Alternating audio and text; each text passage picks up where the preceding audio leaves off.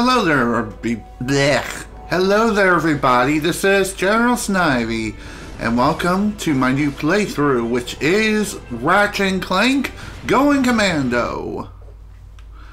Ratchet and Clank Going Commando is the sequel to the original Ratchet and Clank, and I will be playing the PlayStation 3 version of said game.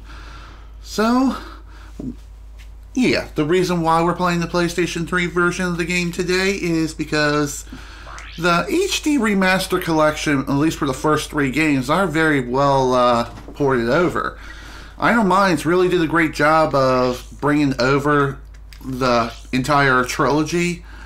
Of course, I'll be keeping everything else at default except subtitles. I'll be turning those on just in case we need them. And the reason why we're playing Going Commando today is, well, recently SlimKirby started his own playthrough of the original Ratchet and Clank, and as I was watching his playthrough, it inspired me to think, oh, now would be a good time to play the sequel, so that's what we're playing here today. Let's get started. Let's go ahead and start a brand new game of Ratchet and Clank Going Commando. Welcome back to Behind the Hero. Tonight's heroes are the duo who recently restored peace and order to our galaxy, Ratchet and Clank. So, gentlemen, tell us about your latest incredible adventures. Well, as you can imagine, we've been pretty busy. After Drek's defeat, there were parades, press conferences, fancy dress balls. Roast at Al's. Oh yeah, that. And then things started to slow down a bit. After that, well... There was the grand opening at Groovy Lube. Right. I think that was last week. 6 months ago. We're still pretty busy, but in a more, domestic sense. Yesterday, I flushed out my radiator core. I guess no one needs a hero right now. Oh gee, I wonder why. Miss Littlebottom, I found our man. Our man? What is this, a wedding arrangement? Well, I'll take that as a yes. What the? I'm Abercrombie Fizzwidget, founder of the Megacorp company in the Bogon Galaxy. Bogon? I'm sorry to incapacitate you, but our entire galaxy is in a very precocious situation. I must humbly request your sustenance on a mission of dire urgitude, a mission of superfluous peril, a mission of unequivocal imperitude. Did that make any sense? No. So, you need me to go on a dangerous mission in another galaxy. Indubitably. A few days ago, this top-secret biological experiment was stolen from our testing laboratory by this dupliferous criminal mastermind, and I need you to get the experiment back. We'll do it. We will? Frank, I have precipitated your recalcitrance and have made special improvisations for you. We are prepared to give you a job as the head accountant for Megacorp, plus a penthouse suite in lovely Megapolis, and our state-of-the-art robotic masseuse. Deal. As for you, Ratchet, I'll need you in superlatory shape. While in transit to the Bogon Galaxy, you will undergo heavy training and conditioning, including martial arts, heavy weaponry, survival skills, stealth, macrame, ballroom dance, and origami. Well, that training session didn't take long. Bipolar vector regurgitation to track the thief's location to a flying base in Sector 7. Infiltrate the base and retrieve the experiment. Sir, ready for launch. Alright folks, here we go. It's time to get going. It's time to begin our mission. Our mission is to secure a battery of AA guns that are shooting down our bombers. Okay, no, that's COD World War II. Final approach to coordinates 37 Alpha. Good luck. I'm counting on you. Affirmative. Beginning radio silence. Did the game just lag on me for a second there?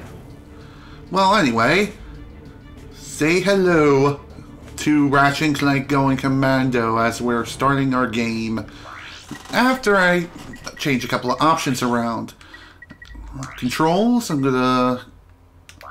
Oh yeah, that's a new feature. One of the new features for Ratchet and Clank Going Commando Onward. The quick select now pauses while you're going through and selecting your weapons.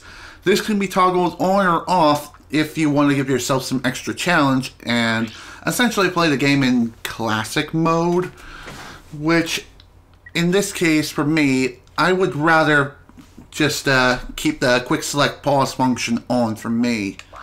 Okay, I'm going to keep that on camera up and down. I'm going to go ahead and get that reversed. And left and right movement. Okay, we're good. Alright, let's do this. To select weapons, hold triangle and select an icon with the left analog stick. I just realized that the camera controls are somehow in reverse. I don't even know how that's possible, but screw it. And apparently this also applies for camera up and down movement. Whoops. Press circle to fire your Lancer. I love the name, the Lancer. There's also one new function other than the new quick select thing, and it also involves your controls as well. You can strafe! Yay, we can strafe in this game. Just push and hold L2 and bada bing bada boom, there you go, you're strafing. I don't know if there's like another control option that makes it so you can always strafe at all times, but right now I'm kind of not finding those controls right now. Not sure why. Full health, so you don't need the nanotech. Yeah, thanks. Anywho, the Lancer. Funny how this weapon name is also similar to the same weapon found in like the Gears of War series. Except this game came out first, so I guess Gears of War was a fan of the Ratchet and Clank series. People down in Epic Games. Who knows? But anyway, this game is vastly different than the original Ratchet and Clank, which, fun fact, I'd done that like several years ago. How long ago was it? The gravity bomb? Yeah, sounds good to me. There you go. Anyway, as I was trying to say, one of the newest features that was integrated in this game, and this has become a staple from the series going forward. Underneath the weapon icon and the ammo capacity, you may notice a little red bar. That bar is weapon experience. As you kill enemies, you will gain weapon experience. And the more weapon experience you gain for the weapon, and once you fill up the gauge, the weapon automatically upgrades itself to a more powerful version of the weapon. Starting with this game, when you max out that experience bar, it automatically upgrades to its most powerful weapon counterpart. As of up your arsenal forward, each weapon has like 5 different levels. But in this game, there's only 1 level. Well, technically 2 levels. I see it's time to update my security forces. Whoa, no, hey, no, look, I'm just here to fix the transflexor coil. Nice try. Give my regards to Megacorp. Seriously though, how the hell did they find out that we were even here?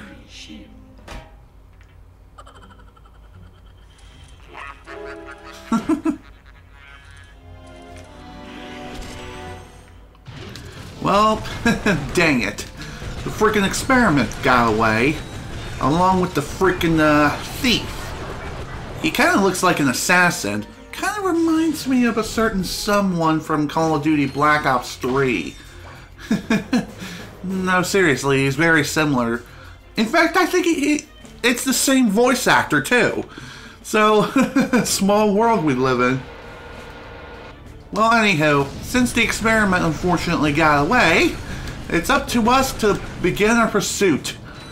But in order to do so, we first need to get off of this frickin' plane and return back to our ship. Lugs for less. If it ain't broke, we'll break it. Right.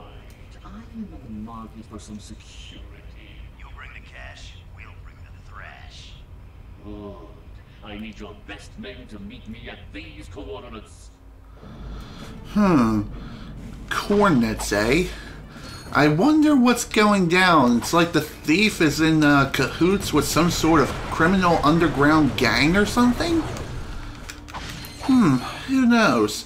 But anyway, there is one other thing I haven't mentioned yet, and that is weapon experience isn't the only experience bar that you have to pay attention to. Another bar you may have noticed is underneath our health bar. Aim your Lancer more accurately by holding L1. Thanks. Oh crap.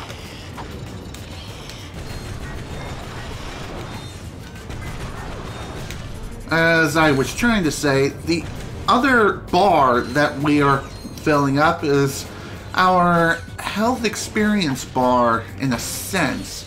I don't know if that's exactly what it's called, but Ratchet's health is indicated by the nanotech that's on the top of the screen most of the time, if it is visible.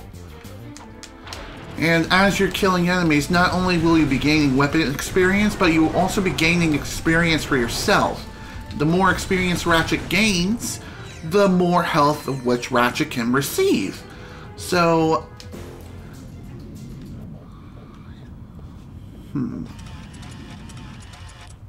ready for a close shave, Ratchet? Whee!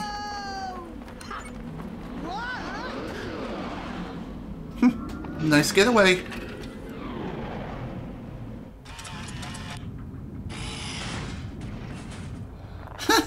I think one of the robots fell.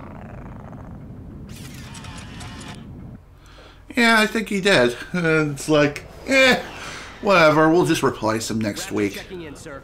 Incredulous. I didn't expect to hear from you again. So soon. There was a slight problem. The thief escaped with the experiment, and I have no idea where he was headed. Not to worry. I just received an emission which may lubricate the matter. Do you have any maps for this quadrant of the galaxy? You bet, mister. We got galactic maps, 3D maps, fold-outs, cutouts, maps to the stars, and their homes. Sorry about that. Oh, I forgot my wallet. Could you take care of this? Perimeter defenses deactivated. You forgot your change. Well, that's not On my good. way. And where are we going exactly? We're heading to planet Uzla. I think. That's what it looks like. For a map, press Select or R3. Thanks, game. Anyway, after completing the first basic mission, we get access to the Gadgetron vendor. Within the Gadgetron vendor, we can come here to purchase new weapons, or we can purchase some ammo. We can purchase ammo for our weapons. You can always, you can just simply max out your ammo capacity, or just buy individual bullets. And each weapon's ammo type costs a different amount of bolts. For example, the Lancer only costs 1 bolt per bullet, so you don't need to worry so much about expending too many bolts to refill your ammo. And in this game, bolts are aplenty, along with ammo as well. So there's no need to be afraid to spend your bolts to refill your ammo. And I highly recommend that you do so for each and every ammo station here. Anywho, with Planet Uzla, we have 2 different objectives. Explore the swamp ruins and find the stone entrance. We can approach these in any way that we see fit, just like with the original Ratchet and Clank. The star indicates where our ship is, and the 2 question marks are mission objective locations. Oops, I did not mean to replay the frickin' movie. You could also replay the info bot if you happen to miss anything important. So, there you go. Now, when it comes to this particular game, Going Commando, this game I probably have the least amount of experience in. I've only played through this game one time before, and I did manage to beat it, but not to 100% completion.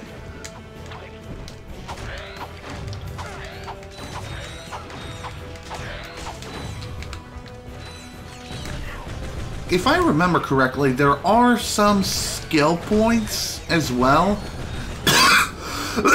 Excuse me. However, I don't exactly remember what triggers the skill points to appear. I believe you have to do certain actions just like with the original Ratchet and Clank, and the list of skill points do not appear until I think after you've beaten the game. That, or we can view the skill points under special. Yeah, here we go, skill points.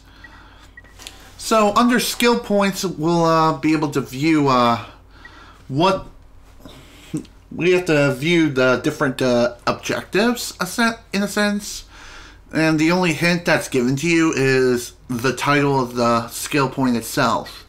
And in order to view the details, you either have to look them up online, or you could just simply try to figure out the riddle of which the skill points are telling you.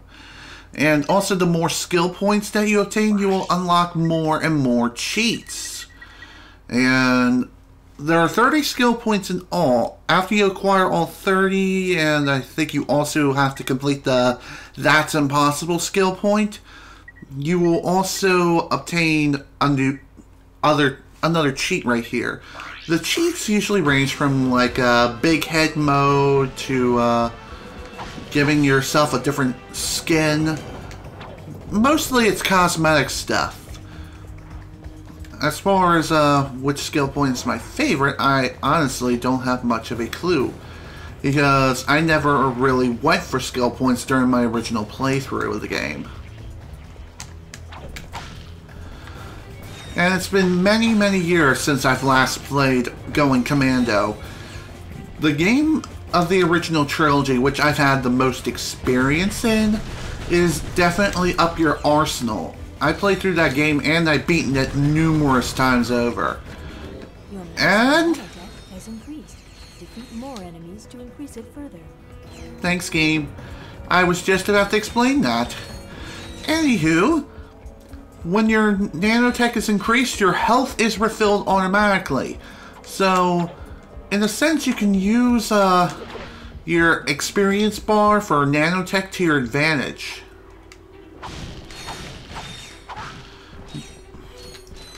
When you do when you do just that, you can get yourself out of some really, really sticky situations. That is, if you're clever enough with your usage. Ooh. I wonder what's over here. Probably a secret. It's a very good idea to try to explore as much of these planets as possible, because not only will you find hidden stashes of bolts, but you may also find some other special things that... Okay. I was not expecting that to work, but anywho, I'm glad it did.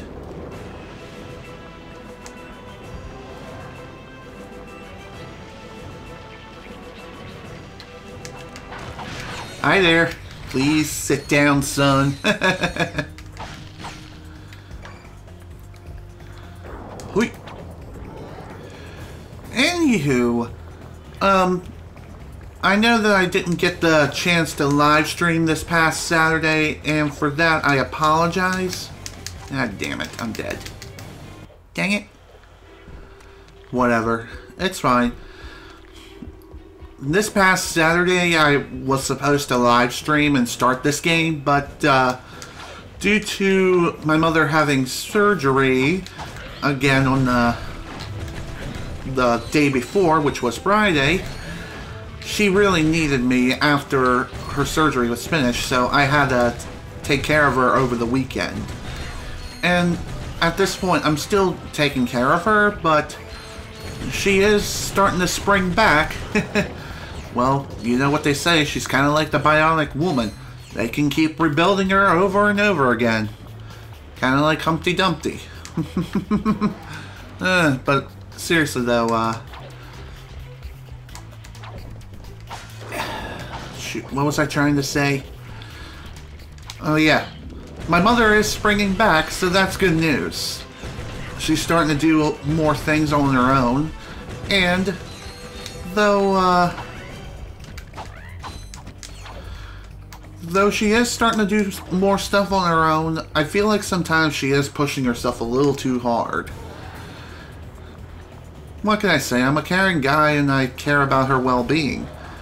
I want to be sure that she's still going to be able to take care of herself, while at the same time I'm also keeping my eye on her to make sure that she doesn't hurt herself either, trying to do something that would be considered, shoot, what was I trying to say? Well, the point is,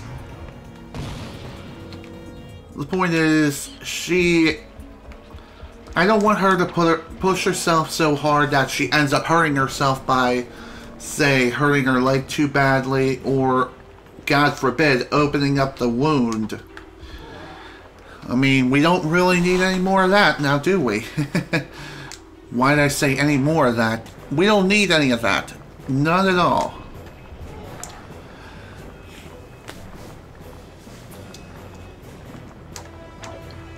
Oh, come on. Really, game?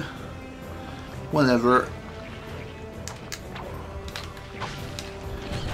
Another thing worth mentioning, too, is that starting with this game, even if you happen to die, ammo crates respawn at their locations.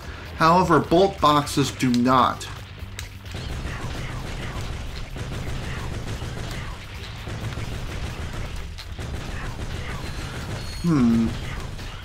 I'm not sure if this applies to this game or not, but I believe starting with this game, instead of taking each individual hit point away, according to your nanotech tank, instead of taking each individual hit away from your overall health, you will lose a certain chunk of your health depending on how badly you get hit. And by this I mean, like, how hard did the enemy hit you. And it also is solely enemy dependent and location dependent as well. Like, some enemies will deal more damage than others. Although I can't say if that's absolutely true for sure in this game, or if that's just an up your arsenal onward. I remember it being a thing, that's for sure.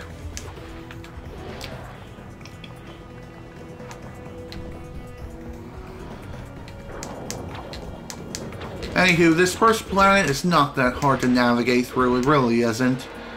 And there's quite a lot of things we can get done on this planet. And here's one of them, I think. Welcome, welcome. If everyone could take their seats, we can proceed with today's demonstration. First, I'll need a volunteer. Anyone? Excellent. Your name, sir? Ratchet. Hey! And there you have it, the Megacorp tractor beam in action. Let's give it up for our volunteer. Sir, how about taking advantage of our show special? Sounds good to me. Thank you, sir. You won't be disappointed. The tractor beam moves small and medium-sized objects which have glowing orange targets like these. Press circle to move those columns so you can scale the cliff. Thanks, game. I'll be sure to do that momentarily. Anywho, purchasing different items it was a thing with the original Ratchet and Clank, and it's even more so of a thing here within Going Commando. and it's amplified even further with Up Your Arsenal. And here is one of many of this game's collectibles. Instead of gold bolts, we are collecting platinum bolts, I think. Then again, maybe gold bolts are still a thing. But anyway, platinum bolts, what did they do? I think they're the ones that give you those unlockable skins. And the cheats do things like Big Head Mode, etc. You've acquired nanotech. Your health has improved. Yeah, thanks, game. Health has improved. More like recovered. But anyhow, thanks for trying anyway.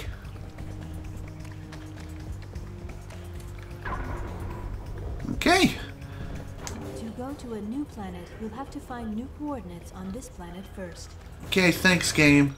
I already knew that.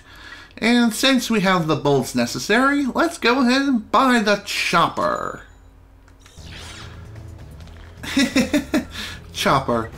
Like Tony Chopper? Anyone? Anyone? Okay.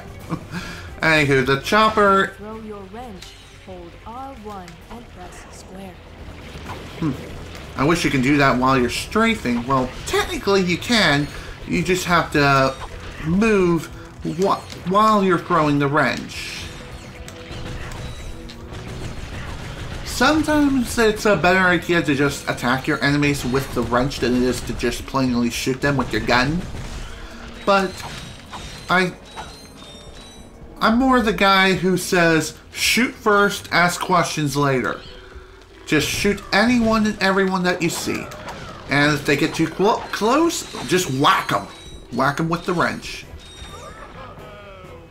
Okay, that guy is dead. We just witnessed a death, everyone. Congratulations.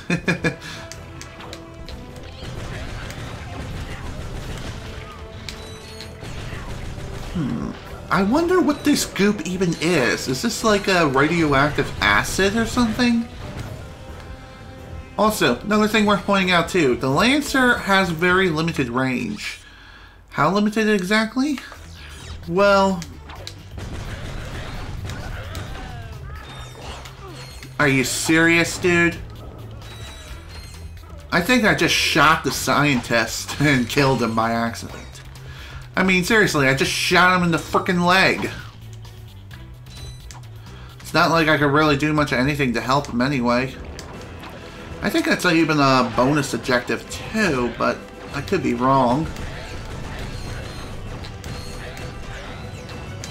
And as the game said before, you can go into first-person aiming mode by pushing and holding the L1 button. First-person mode does leave you vulnerable because going into first-person mode, you will not be allowed to move while you're in FPS mode. So, that kind of sucks. But it does allow you to be more precise with your shots. Especially with certain weapons like a sniper rifle, for example, you need that extra precision. The Lancer? Nah, you don't need to be the most precise person on the planet. Because the Lancer itself does have a very good fire rate and a really good damage output. Triangle to interrupt messages. Pause and select options to disable them permanently. Okay, thanks, game. If you're tired of seeing the messages pop up for tutorials and crap, you can disable them permanently by going into the options menu, if you want. And I think speedrunners do that, especially for like New Game Plus playthroughs. Then again, maybe not. Maybe it just takes way too much time to go into the menus and just do that, but you know, speedrunners, they know how to do menus like it's nobody's business. Hello, what do we have here? It's our first boss, I guess. Would you call this a boss or a mini boss? Either way, he is no match for our Lancer. And bada bing bada boom, he's already dead. New weapons can be upgraded with frequent use. Okay, thanks. Yeah! Nice! Our Lancer has upgraded to its maximum capacity. So now it's more like a Gatling gun rather than just a regular old gun. Let's try it out. And with it, it has an increased fire rate, increased damage output, and it also deals more damage as well. Yay! What is this thing? The dynamo activates machinery. Press circle to use the dynamo to zap that activator. Yeah, thank you, game.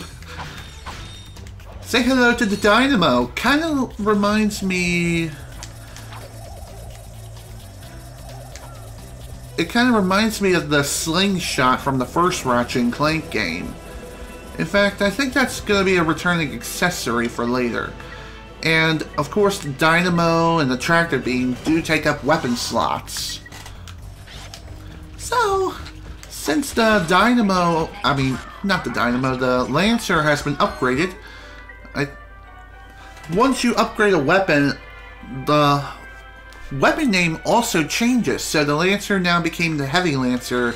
So it's kind of like a Pokemon evolution. Like Ivysaur, Venusaur, Charmander, Charmeleon, etc. Stuff of that nature. As you keep using it... Gotta love this scenic music here. Not sure what that's about. Is it the most fitting thing in the world? No. Okay. Shirt and shoes are required when shopping at Megacorp. Okay.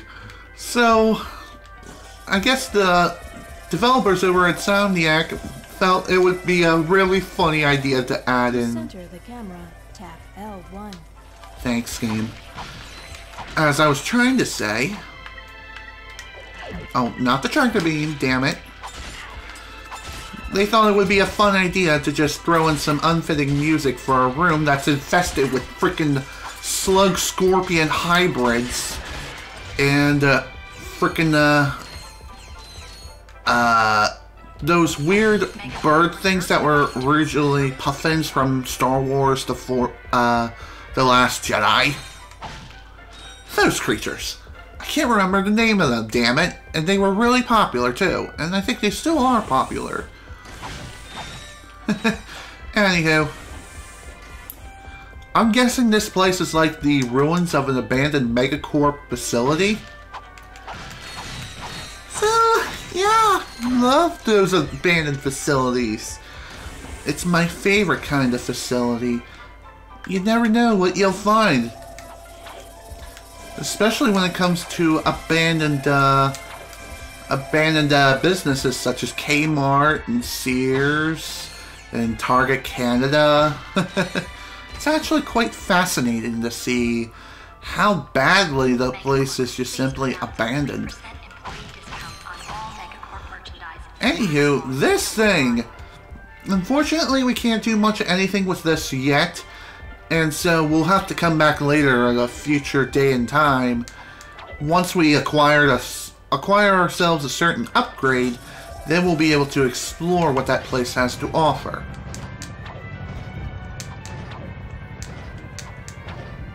There we go. Ratchet, come in. Are you there? Copy, Mr. Fizzwidget. Listen, I have some new information on our experiment's wherewithal. The thief was indemnified at Megacorp's Mactar Resort. Also, the thugs have towed a moon-sized jamming array into Mactar Resort orbit. Should I take it out? Affirmulous! It's disconfabulating our annual Galactic Gladiators broadcast. See for yourself. Ask yourself, are you man enough, hero enough, insane enough to step into the ring with two of the fiercest warriors in the galaxy? If you answered yes, you're a big, fat liar. But that's okay, because Megacorp is bringing Galactic Gladiators into your home for a special Mega View event. First, it's survival of the fittest in our bio competition. Be there as Chainblade unleashes his fury on our Gladiator guest contestants. Chainblade has gone undefeated in 500 straight matches, but if the Bio Division doesn't do it for you, our Robotics Division will. Chase the adrenaline as contestants face off against our four-armed bandit, the B2 Brawler. Brawler. No living creature is a match for this machine. Watch 6 tons of Carbonox alloy hunt for its prey. There's no consolation prize, cause this bad boy's programmed to show no mercy. So, what are you waiting for? Call now to bring Chainblade and the B2 Brawler into your living room. But put away the fine china. The Galactic Gladiators, only on Megaview. Call your provider now. Sounds fun. Huh? I've got the coordinates. Ratchet out. Cool. After you finish up one of your primary objectives, or both, you may end up getting coordinates for a new planet. So, that's nice. Where our customers come first.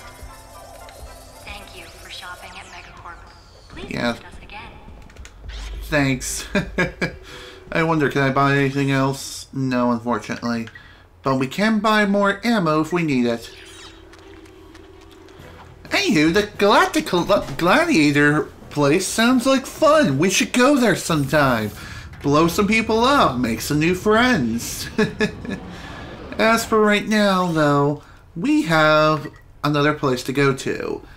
Maktar Resort. Maktar Resort at the Maktar Nebula. Okay, and here, need to find a way to the Thugs for Less jamming array and also win the arena battle. There are also 2 platinum bolts here.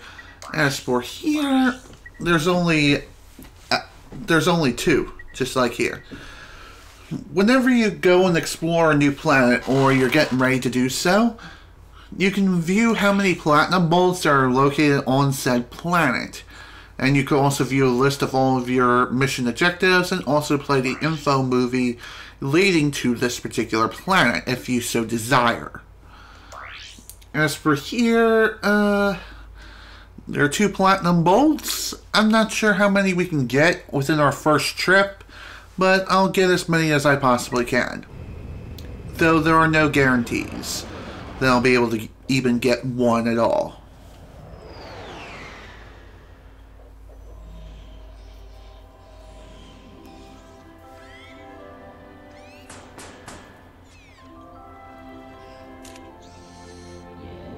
May I help you?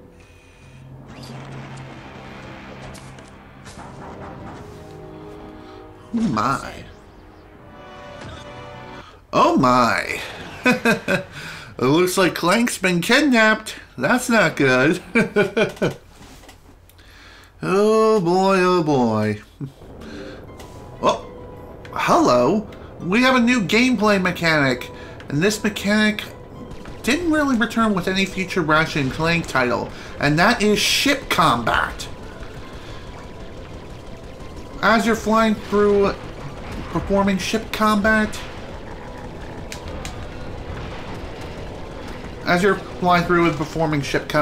you can perform certain actions such as the barrel roll by pushing L1 or R1, and there is a way to fire your secondary weapons. And that would be your missiles. You just have to have a lock on first. Just get a green aiming cursor on your enemy. Ooh, Raritanium!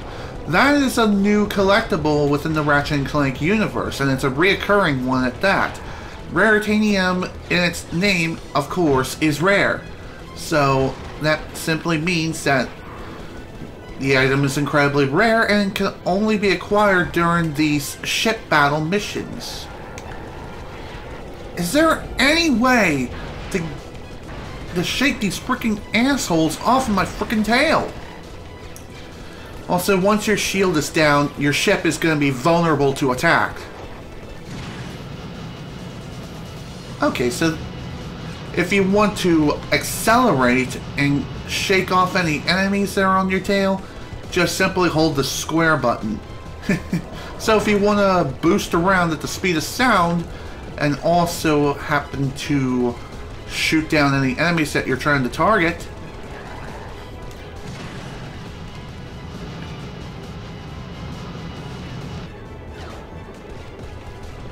if you want to shoot down any enemies that you're targeting while you're boosting around, what you have to do is essentially play claw. Another thing too, on the top right hand corner is your boost gauge, I think.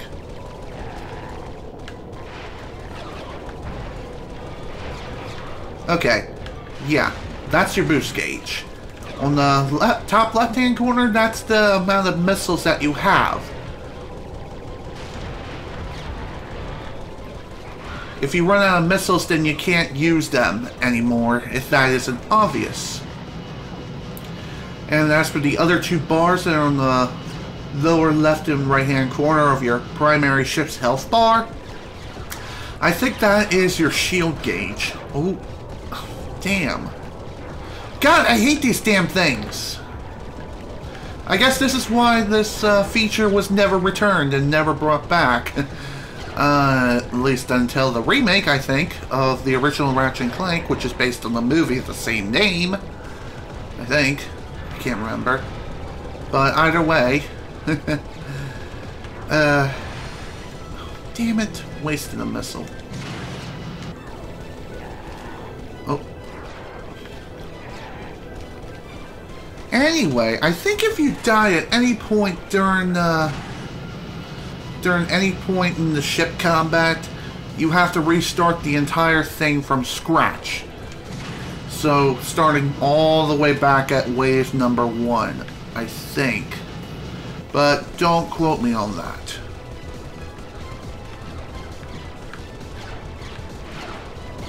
Oh, damn! Seriously, get the hell off of me! How are these guys so freaking accurate? And why can't I shoot these freaking bastards? It's like once I get in front of them, they begin shooting, if that isn't obvious. And of course, they immediately get back behind me too. And it's really hard to shake them. It really is. Unfortunately, we can't do any fancy tricks like somersaults or U-turns like in frickin' Star Fox. God damn it! Yep, of course. Back to wave 1.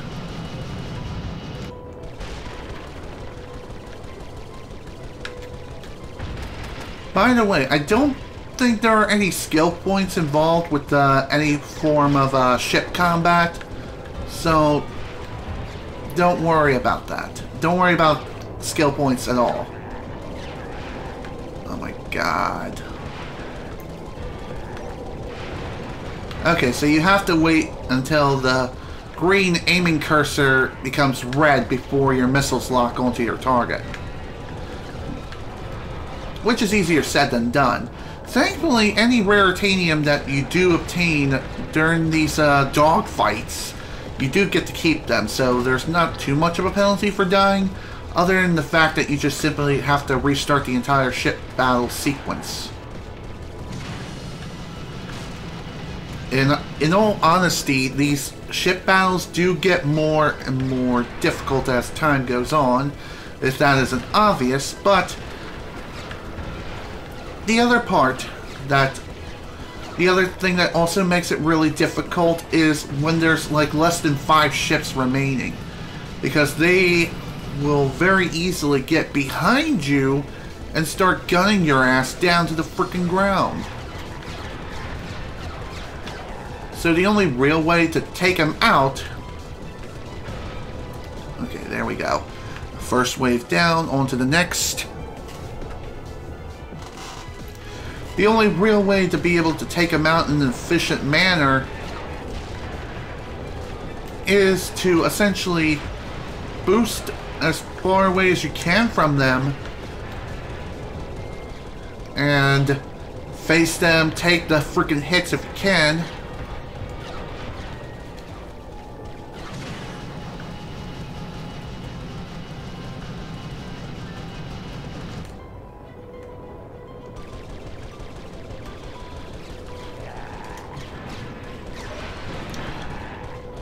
Like I said, just Boost as fast as you can away from them, turn around, take the hits if you can, and unleash hell on these freaking fighters.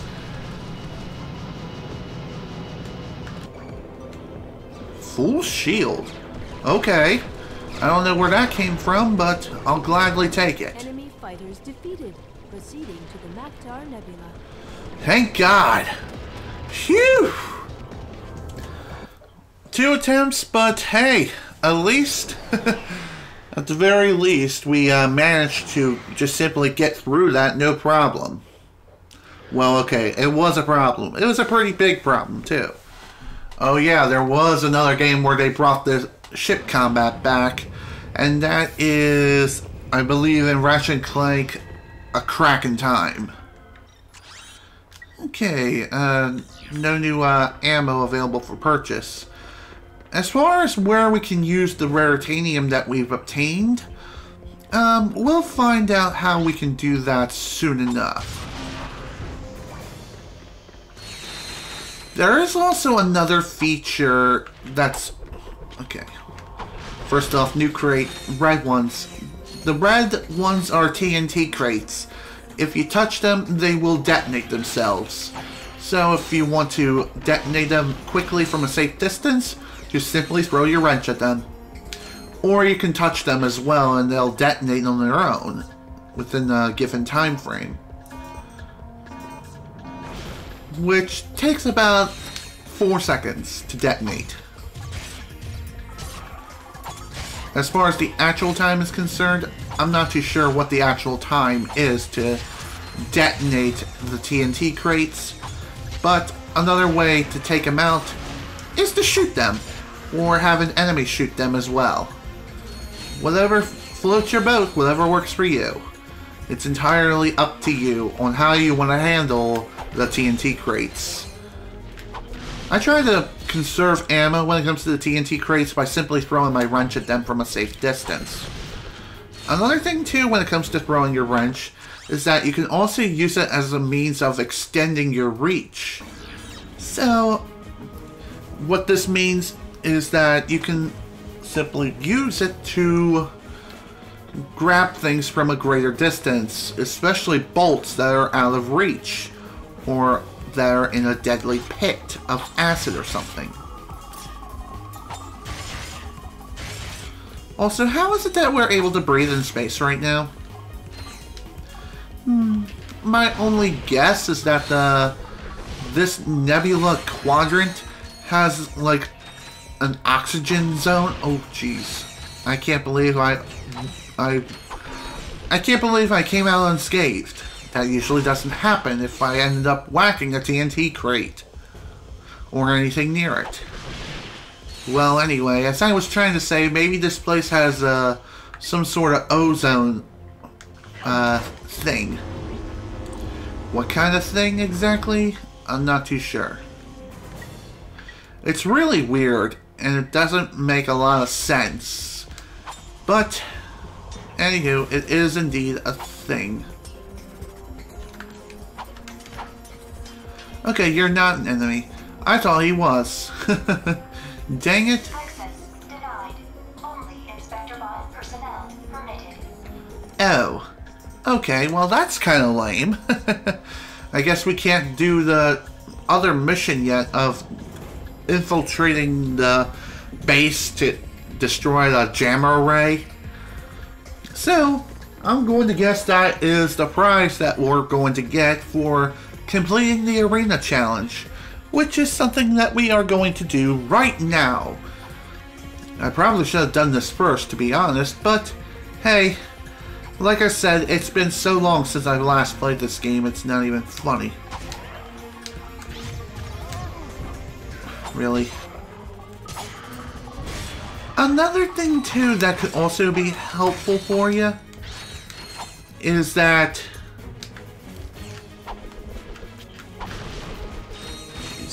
what am I trying to say? Another thing that can be very helpful and beneficial to you in your survival is that you can use a jump strike to deal extra damage to enemies at close range with your wrench. To do so, just simply jump into the air and push the square button or the attack button. For some reason I was thinking I was gonna fall. What? Oh well. Okay, time for some You will automatically grab ledges if you jump up to them. To pull yourself up, press X. To drop down, press R1. Thanks, game. I wonder, is there anything... You will automatically grab ledges. Shut up. Shut up, game. Why are you repeating the frickin' tutorial? Maybe it repeated it because I accidentally walked back into the trigger zone?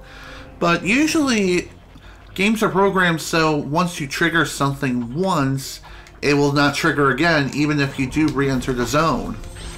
Why is this game that much freaking different? It's so weird.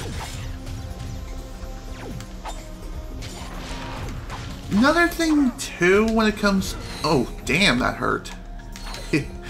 Yeah, this is what I was saying before about enemies dealing a good chunk of damage depending on the enemy. Like, for example, these enemies can take 2 hits away from you. As far as other enemies are concerned, they can take even more hits from you if you're not careful. So, what I highly recommend is strafe like there's no tomorrow, and if necessary, jump and flip into the frickin' air.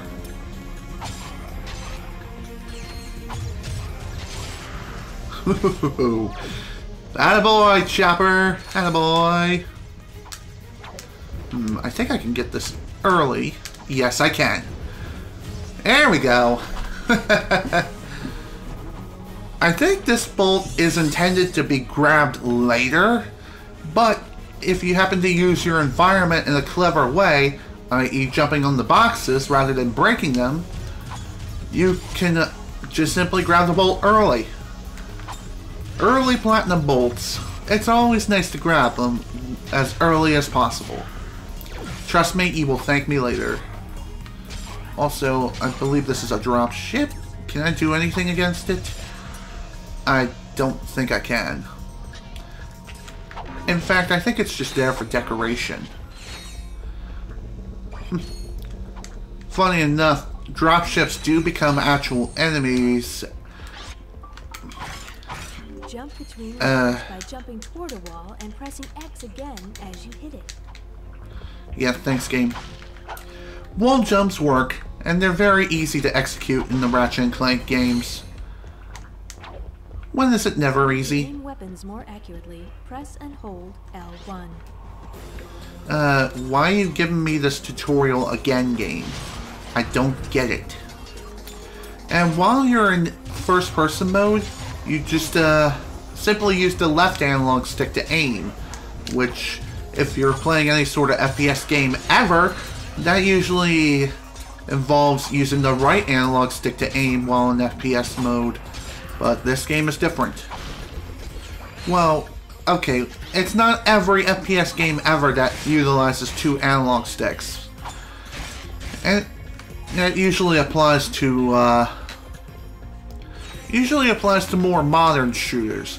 Classic shooters like GoldenEye 007 on the Nintendo 64, you have to do something funky like hold the R button to execute some sort of aiming mode, and you have to be standing still in order to do it, which leaves you vulnerable, especially in the heat of combat. And that's why the auto aim in that game is incredibly strong. Not that I know, because I never actually played the game, I've only seen it. But in practically every other FPS game ever that I played, it uses 2 analog sticks. This one is different because it's third person. It's a third person action adventure platformer / shooter. Oh my god. Throw it in the right goddamn direction. Screw it. God. Trying to throw straight. Why is that such a pain in the butt? Okay. Alright, time to head into the battle arena.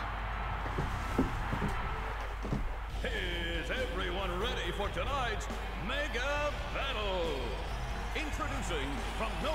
particular, this guy. Just walk right on in. All of our gladiators. He'll take home this brand new electrolyzer. If he can't make it past our gladiators, he'll receive a consolation prize.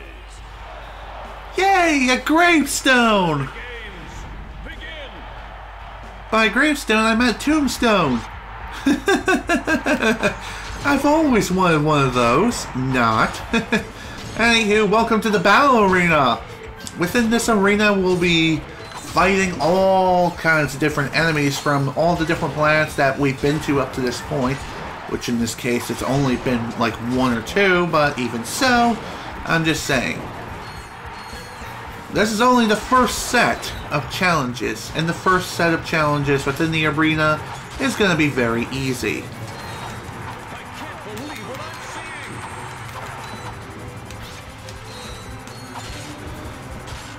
Battle arena challenges themselves are pretty easy for the most part, but at the same time, later challenges will test your limits. Big time. Thankfully, within the battle arenas, it will provide you with lots and lots of ammo crates. So you don't need to worry so much about running out of ammo a lot of times, but getting to the ammo crates is an entirely different endeavor. Also, it's kind of funny how the enemies sometimes end up attacking other enemies. It really is quite hilarious if you think about it. Ladies and gentlemen, the first and, well, only winner of the Gladiator Games, this guy. Awesome! You're now eligible for our championship series. Come back and fight again for big cash prizes. Sounds good. Congratulations on Let's... the electrolyzer. Okay, let's continue fighting and earn some more bolts. And win the prize. You can come back here anytime for all kinds of different challenges, and the prizes usually involve getting more bolts. I'm going to do as many as I can, and I'm going to be doing all these different challenges. There is a limit on the number of challenges that you can take on at a time, and also, I do believe you can purchase ammo at any time, but when you end up starting a challenge, you're automatically given full ammo? Okay, no, that's not this game. That's in Up Your Arsenal it does that, which is really weird. Why does it do that in Up Your Arsenal and not in this game? I have no freaking idea. But anyway, you don't need to worry so much about running out of ammo. Unless it's like a super precise weapon. Anywho, this challenge! Just gotta defeat all the enemies and clear 5 rounds of the enemies as well. Easy peasy, lemon squeezy. There is one other thing worth pointing out as well, and that is health pickups are going to be limited during these fights. It's not too often that you will see a health crate appear. When you do see one, if you happen to be low on health, grab it. Trust me, you will thank me later.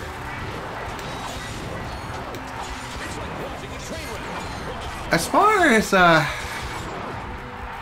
shoot, what was I trying to say? Dang it.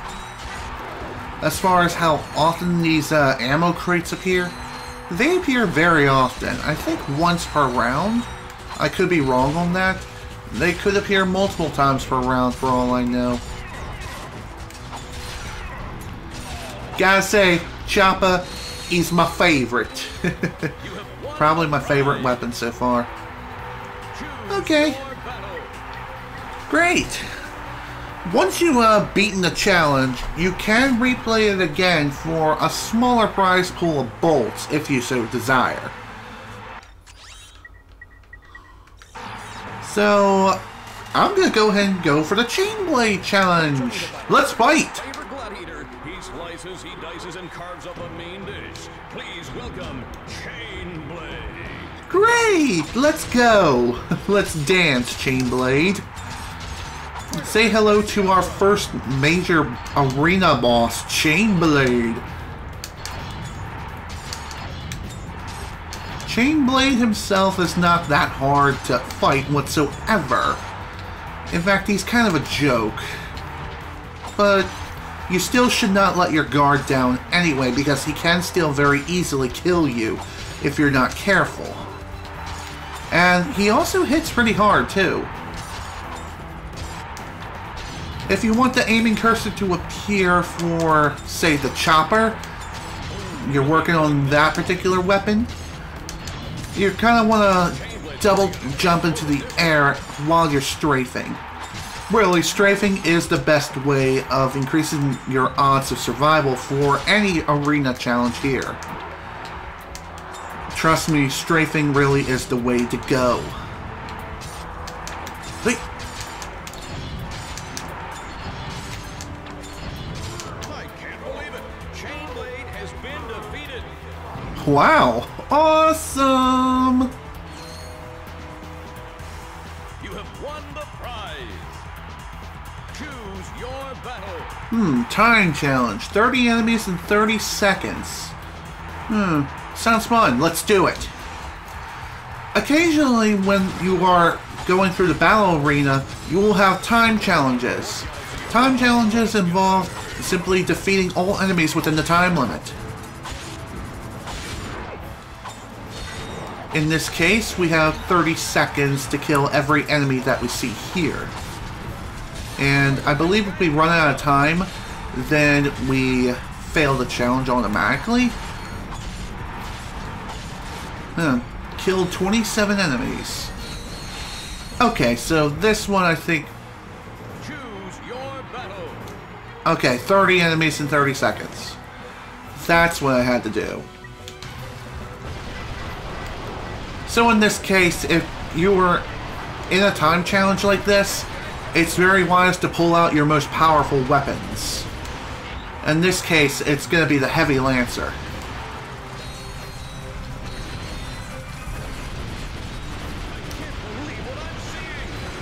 There we go. Everyone's dead. Challenge complete. Pretty easy. Alright, time to fight the B2 Brawler. That sounds awesome. Let's do this. Come on, Brawler, let's go. I wonder if I should call you Broly. Oh, damn. You just slapped me across the face. Anywho, in order to damage the B2 Brawler, you have to wait for him to get onto the ground to get on your level before you even have a chance to even damage him.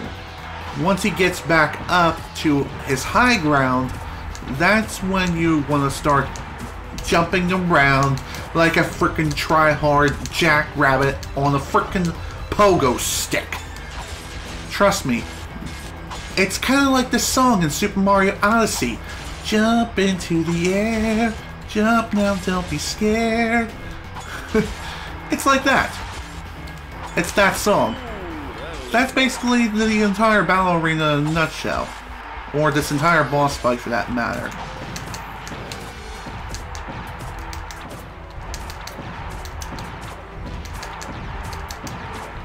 Ow. Damn it. You also want to try to keep moving as much as you possibly can.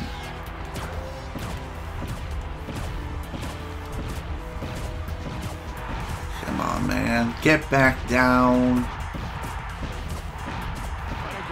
God damn it. Why do I always get hit during one of these freaking phases? And why is it... You know what? Screw this. I think if I take one more hit, I'm dead.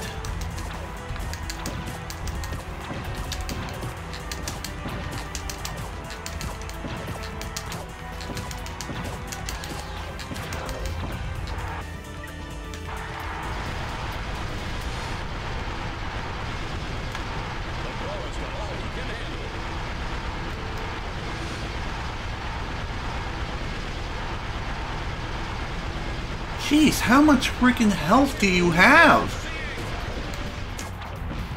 Well, thankfully he's almost down. And quite frank, so am I.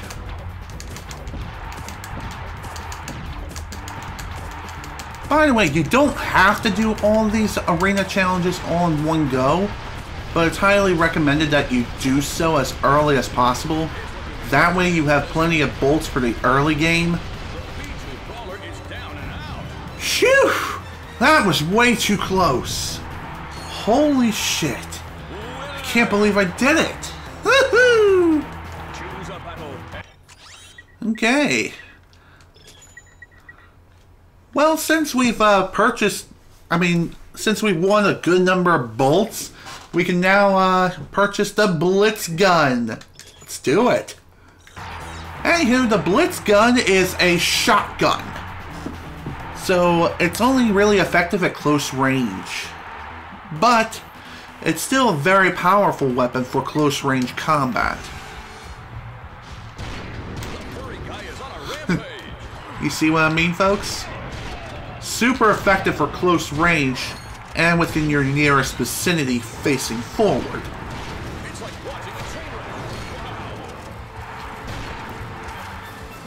It's honestly a really good idea to try to use a variety of weapons as you're playing through the game, but for my personal preference and playstyle, I prefer to focus on one weapon until it's fully upgraded and then move on to the next weapon. And also, another thing too, I just noticed this, but the Blitz Gun is absolutely amazing, and it has really, really good range. What kind of range exactly? It's pretty good range. Mega Challenge. This sounds awesome. Let's do it. The Mega Challenge. For the Mega Challenge, you just have to survive 10 rounds of enemies. And in the end, I think you do end up fighting one of the two bosses, the Chainator or the B2 Walker, whatever the frick the name of the thing is. Also, as you're fighting through this battle arena, the arena itself changes. It adds new obstacles such as fans, such as these evil ceiling fans that are on the frickin' ground, and flames that spur out in the air, or that spur out of the frickin' ground. Jeez, I cannot talk today.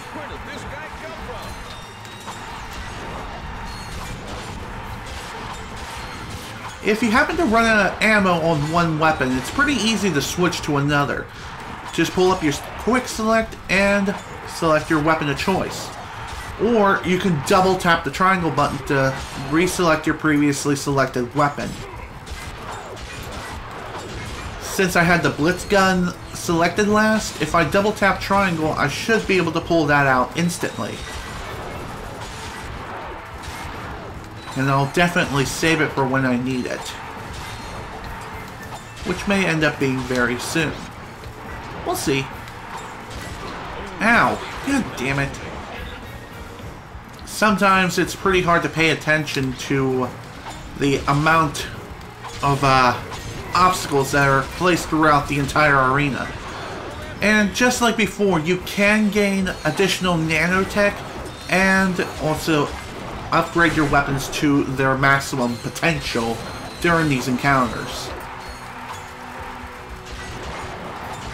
Another thing too, I'm not too sure how long bolts stick around, but if they stick around for the entire round, it's kind of wise to try and ignore them until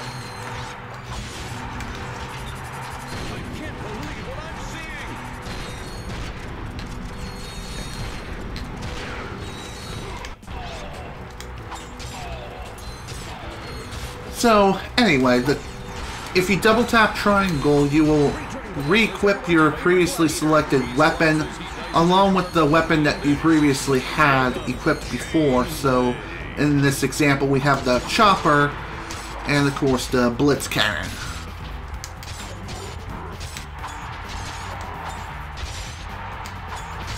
Of course, the quick select can also work out very well too if you happen to have the quick select pause option enabled.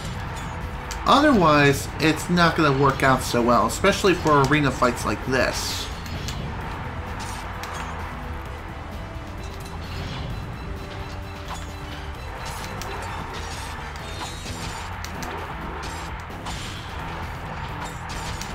Ow. Damn it. Oh, please. I've been through worse.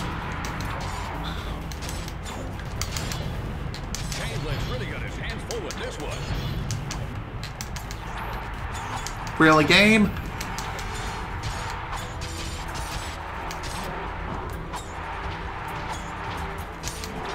How did that...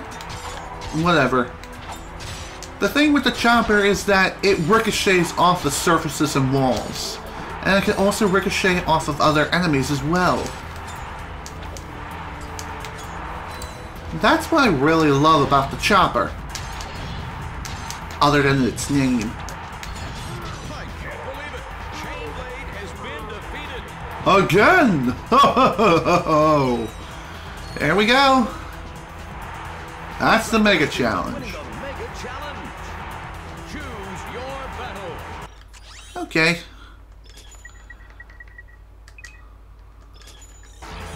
Okay, time for the next challenge. Limited Weapon Challenge. Use only 300 Heavy Lancer shots. If you don't have the Heavy Lancer, then it'll just be the regular Lancer. Limited Weapon Challenges means that you can only use one particular weapon. So, in this particular point, no ammo boxes will spawn throughout the entire battle. So you have to make your shots count. And try not to waste a single bullet if you possibly can. So, in order to do this, just simply tap fire rather than hold the entire button down. Instead of holding the button down to fire, just simply tap fire the weapon to fire either in single shots or bursts.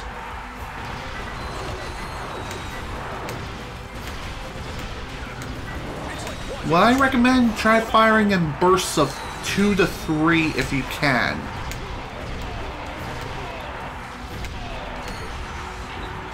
And if you happen to see smaller enemies like this, one shot is all it takes to kill these guys, so limit your fire rate to just one shot at a time. As for the bigger enemies like them, 2 to 3 shots is all it really needs.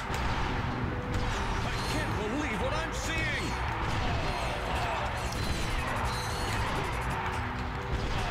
And before you fire your weapon, wait for the green aiming cursor to appear. Just trust me, wait for it to appear. That way, your weapon automatically locks onto its target.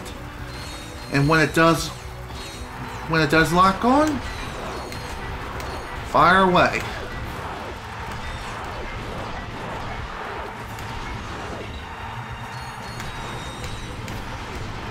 Another thing that could help you along your way, I don't know if this is actually true or not, but I do believe there can be obstacles in place for limited weapon challenges like this. By the way, if you run out of ammo, you automatically fail the mission or fail the challenge altogether. You're not allowed to use your wrench. Trust me, I tried. I just tried it just a few moments ago.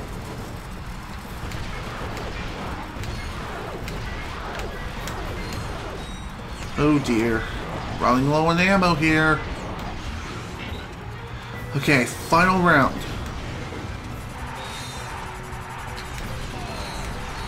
Can't waste a single shot.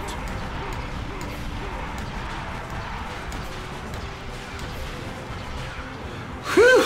We did it! And with 6 to spare. Awesome!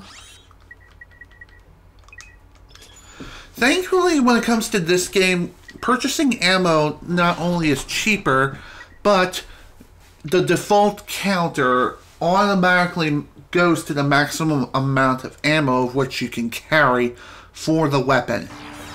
Okay, time for the tag team battle. Chainblade and B2 Brawler. Okay, that sounds good. So in this challenge, we'll be fighting both Chainblade and the B2 Brawler. As far as fighting them at the same time, that's actually not the case. I think we'll be fighting them individually, so we need to defeat Chainblade first, and then we can go and fight the B2 Brawler.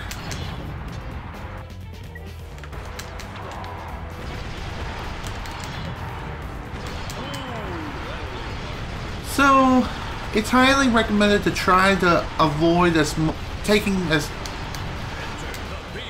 Okay, so I was wrong about what I was saying before. Apparently, B2 Brawler and Chainblade... Oh, damn it! I jumped into the freaking blades.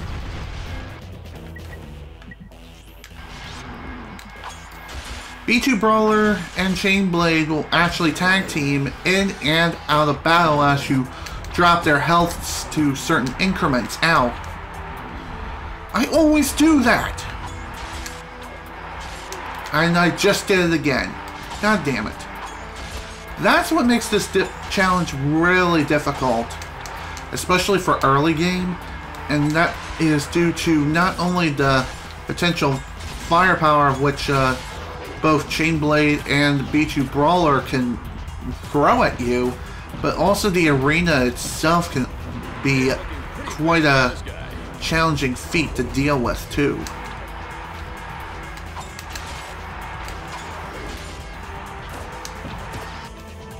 So, okay, I guess the chopper's not really a good weapon for the B2 Brawler. Crap, I'm so dead.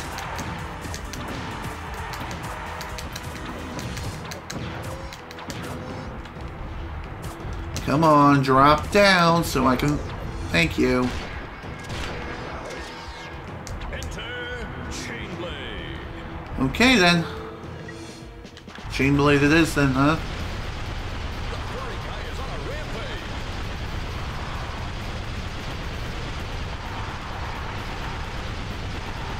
Chainblade's really got his hands full with this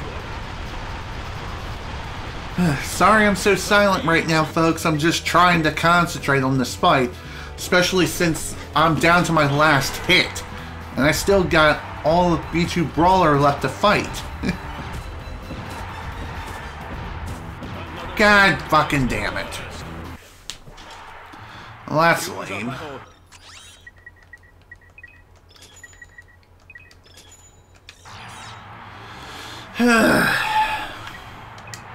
Alright, let's try this again. I know I can beat both of these guys. I just know I can, especially at this point in the game.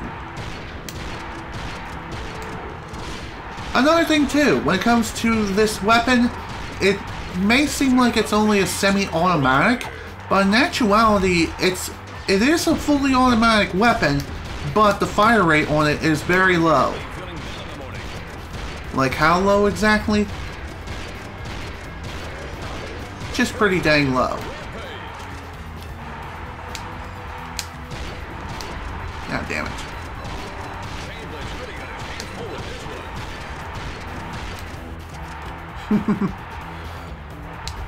Okay, so if you happen to have the Blitz gun at this point, by all means, unleash it. The pro has got all he can handle. Oh crap. Ooh, that'll leave a mark. Yeah, thanks. Another weapon, very useful to have, is definitely the frickin' gravity bomb. Awesome! There goes Chainblade. Why didn't I use this gun earlier? I have no idea. But, oh well. Better to have this now than to not have it at all.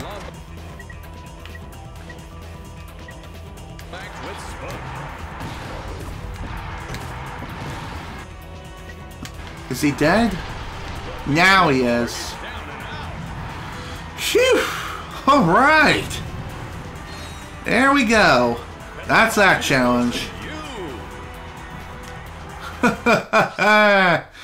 Oh man, that was insane.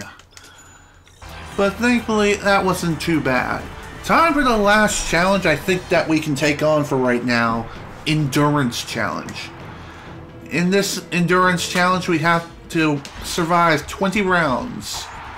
And I do believe at round 10 we'll be fighting Chainblade, and at round 20 we'll be fighting the B2 Brawler. I think that's how it's going to work. It's purely a guess at this point because I don't quite remember how this entire endurance battle goes. Ow, screw you.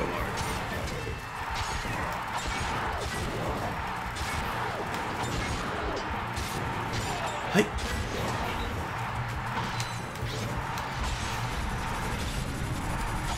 Ow. God damn these frickin' flamethrowers! Why? Why are they here? Huh. And here I am thinking I can just long jump out of the way, but no. Can't just do that.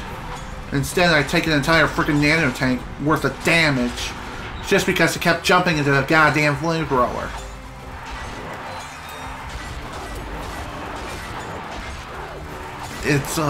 It's almost as if they knew exactly where I was going to be. So they all planned accordingly. So weird. Am I right, folks?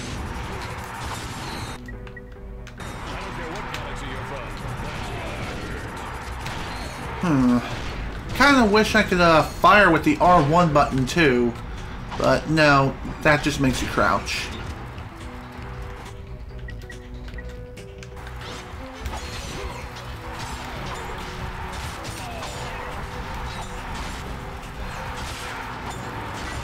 Thankfully, the chopper is almost finished upgrading, and once it does finish upgrading, it'll be time to move on to a new weapon. As far as which weapon I'm going to use next, I'm not entirely sure. At least at this point in time.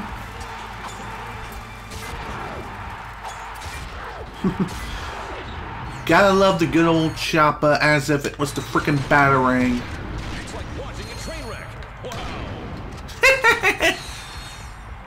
I also just realized this now, but apparently the Blitz gun also can have it also has a pretty small blast radius around you, so if you happen to fire it while an enemy is literally within point blank range of you, then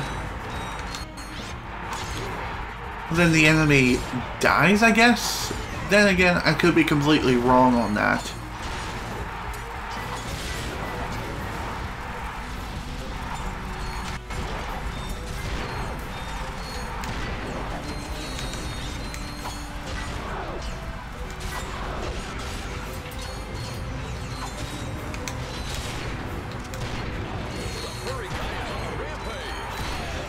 As far as how hard this challenge is, it's not that hard. Really, the hard part is just simply getting to the final rounds. And also being able to do so alive.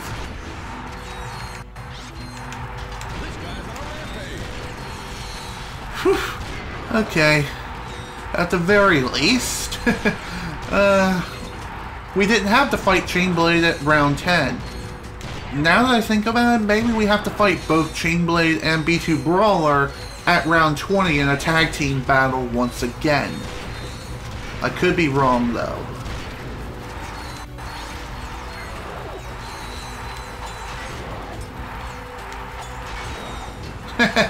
Nice. I love it how I'm able to sometimes throw enemies off of the battle arena. That's always a fun time. It always is. Doesn't matter which game you're playing, if you're able to throw an enemy off the face of the earth, by all means, go for it. It may be a cheap way to kill them, but if it's a really tough enemy, sometimes they just plain deserve it.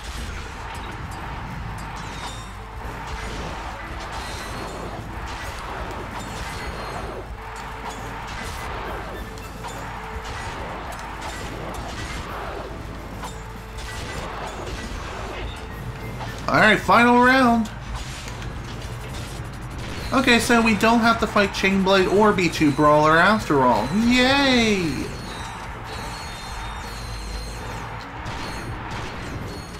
Sweet!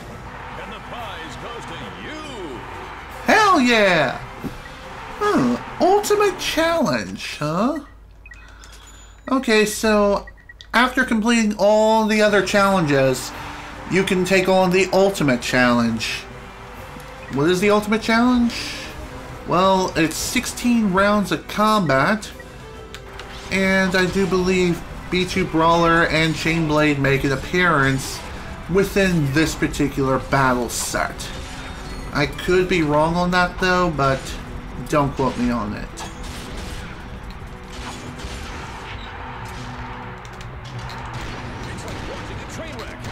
It's like watching a train wreck. Believe me, I've seen train wrecks in video game form, and you can watch it anytime by simply playing a Call of Duty game. Seriously, that is a train wreck. Yet I continue to play it anyway because I'm just that much of a cocksucker.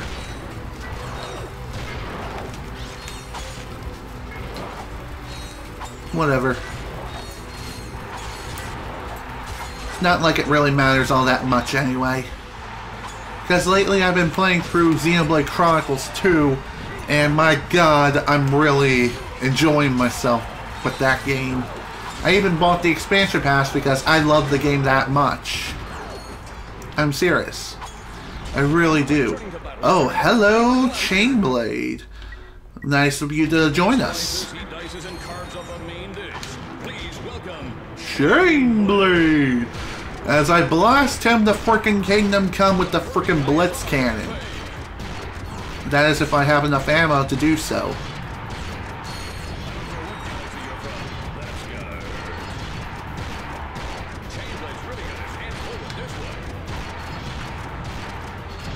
Okay, not enough ammo. Alrighty then. Chainblade has been defeated. And that's only round 6, folks. We still got many more to go. By many more, I mean only about 9 more.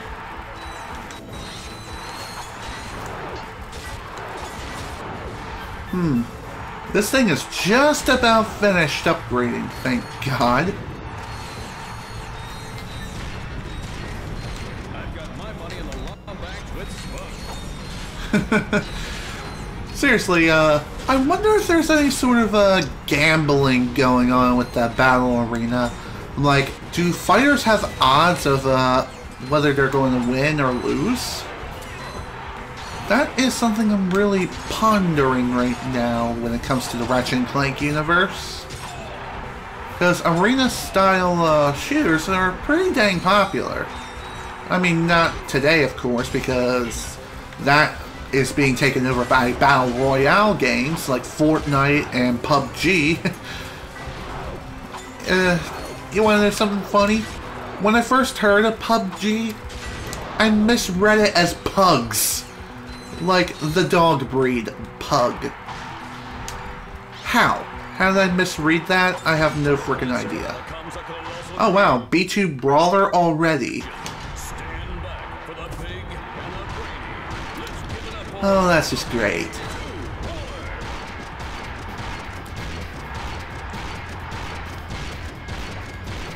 I guess there's one other thing worth pointing out too, and that is with the Ultimate Challenge, or many of these different kinds of challenges in particular, they do not spawn health crates, so you're kind of on your own. You're on your own for the most part.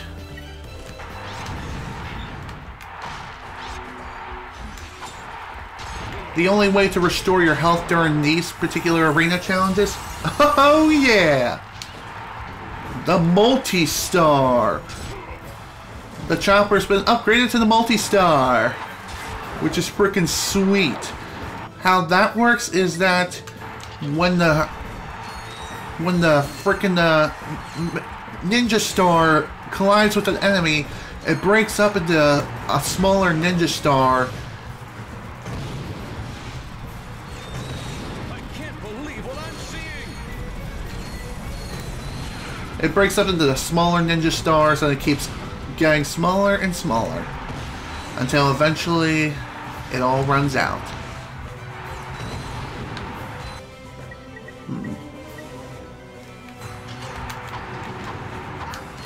Oh dear, running low on ammo, not something I like to see.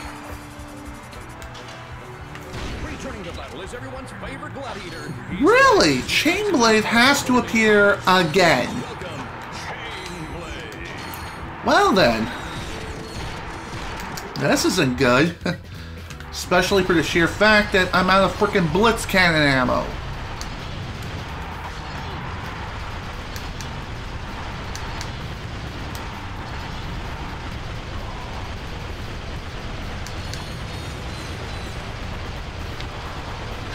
All I have left, really, is the frickin' Heavy Lancer.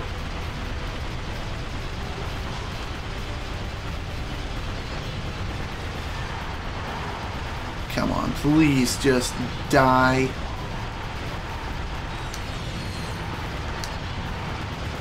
Oh shit, out of ammo. It's looking pretty bad for this guy.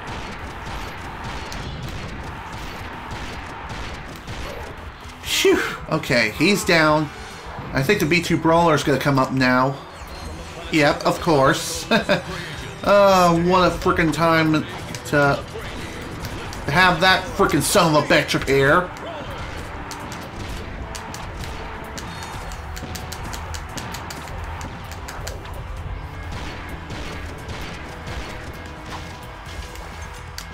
Damn it. Didn't give me the blitz cannon ammo. Oh well. I think I'll still be okay.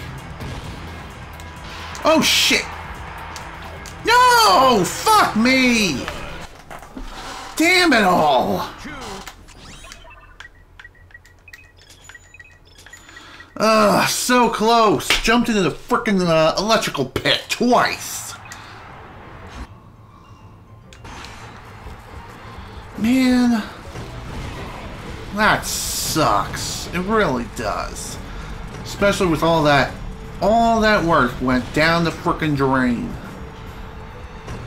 Out of the two fighters, Chainblade and B2 Brawler, B2 Brawler is definitely harder to take out as opposed to Chainblade. Chainblade is pretty dang easy, but the other guy, not so much.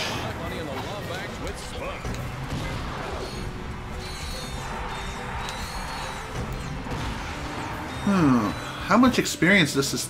Okay, not very much experience, unfortunately. Actually, I better save this.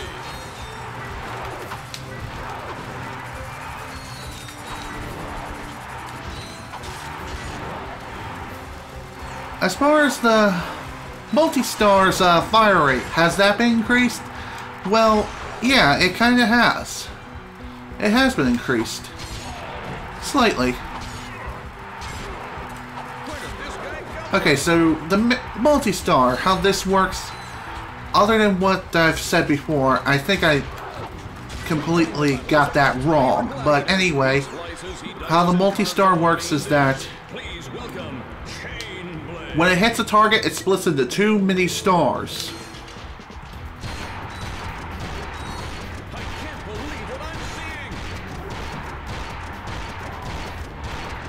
It splits into 2 mini stars, and after they hit their target, then they disappear, I guess. Oh, come on, you serious? Jesus Christ, I suck. Yeah, and I can't believe I took so much goddamn damage. So much freaking damage, and And I'm only on round frickin' 7. Ugh.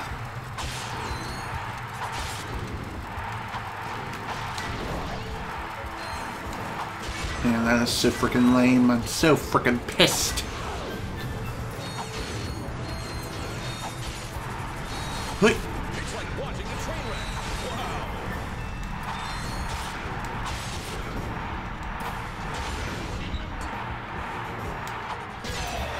Wow. Alright, just a little further now. Round 9. Funny enough, it doesn't even tell you what, when the round is going to end exactly, but usually a good indicator of when a round is going to end is when more enemies are being loaded into the frickin' battle arena. That's usually your indicator of when the round has ended. From the planet Cerebella comes a colossal creation. Stand back for the big and the brainy. Let's give it up for the B2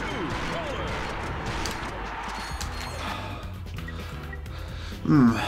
I gotta say, fighting the B2 Brawler, especially with low ammo, especially with the Blitz ammo, is not very easy. Thankfully, though, it seems like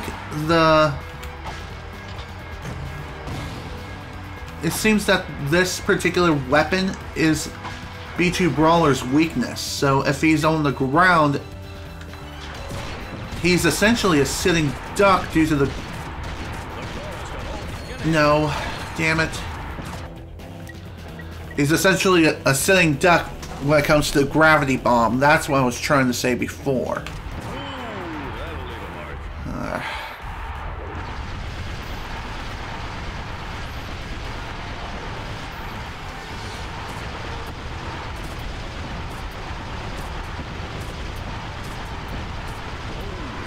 Thankfully, the Heavy Lancer does deal damage against the B2 Brawler while he is mobile.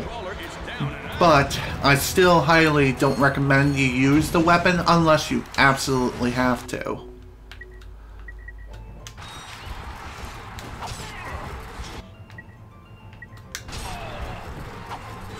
Better save that ammo. Ammo capacity is a pretty big concern when it comes to this particular challenge because ammo spawn rate is pretty dang low. So you have to not only be precise with your shots, but you also have to kill enemies very quickly. Come on, camera, work with me here.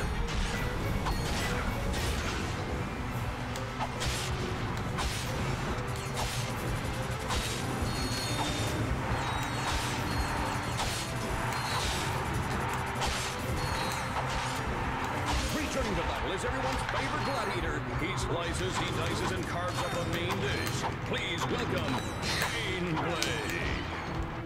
Ah, damn it.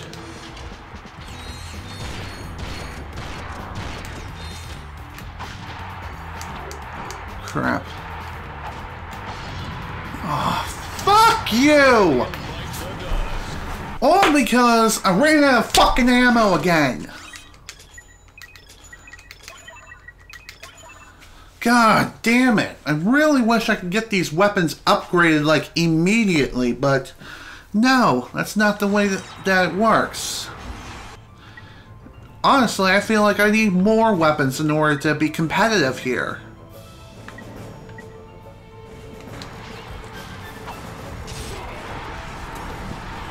I really do need some more heavy hitters. Oh, fuck! I believe there's a way to restart the entire thing if you happen to F up. Although I'm not really finding that right now.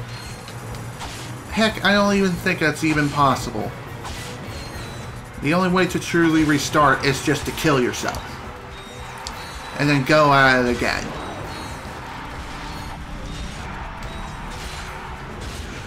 So essentially the strategy is this: try not to get hit until your encounters with both Chainblade and B2 Brawler. And by this I mean, don't get hit at all until like the very late rounds. And even then, you should still try to not get hit if that isn't obvious. You don't want to die. is everyone's favorite gladiator. He slices, he dices, and carves up a mean dish. Please welcome Chain Blade. This guy's on a rampage.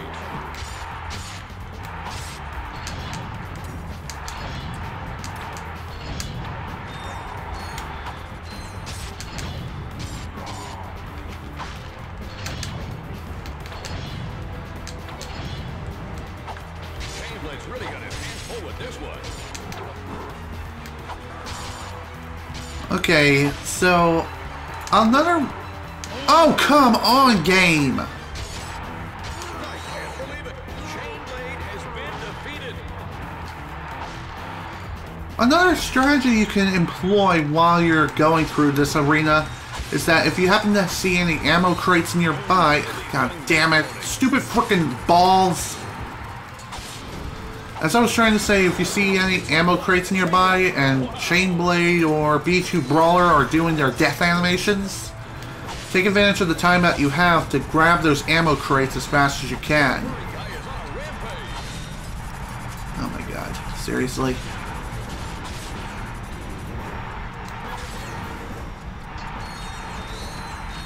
Another thing worth pointing out too, whenever a weapon does become upgraded, some weapons increase their ammo capacity, and some weapons do not, I think.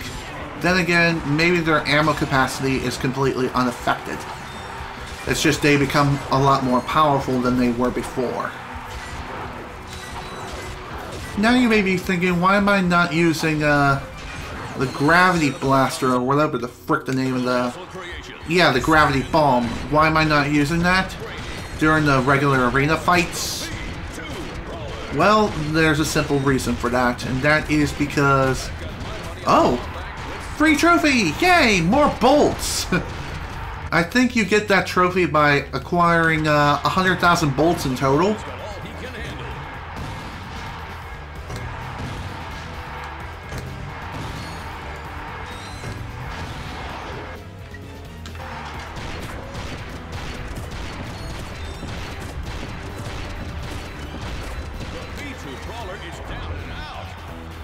Whew, thank God.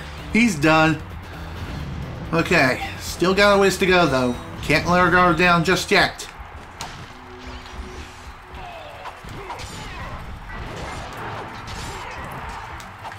I guess another thing worth pointing out too, whenever a certain weapon is upgraded, I think their range is also increased. I could be wrong on that though.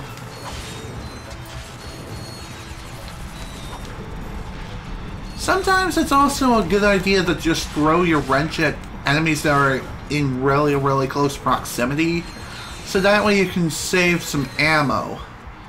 And trust me, you're going to need to save as much ammo as you can for certain weapons. Like for example the Blitz Cannon and also the Gravity Bomb. Because those are your primary weapons that you want to use throughout the fights against the B2 Brawler and of course Chain Blade. Speak of the devil and he shall appear.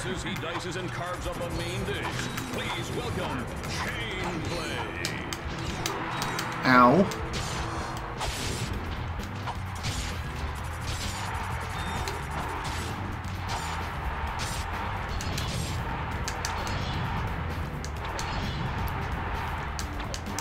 Oh, come on, game, really? Shit! Why do I do that? I always jump into the freaking obstacles! God, I'm like an obstacle magnet. I'm dead. I am so freaking dead. Yep, dead. Man! The obstacles are what kill me the most in every single freaking battle arena. Every time, I swear to God. Honestly, I feel like I should have just pulled out the Blitz Cannon.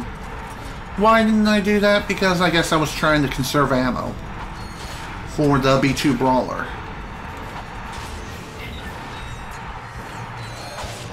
Man. Screw this game sometimes. Especially for the sheer fact that I'm about to level up my freaking health at the worst possible time when I have full health.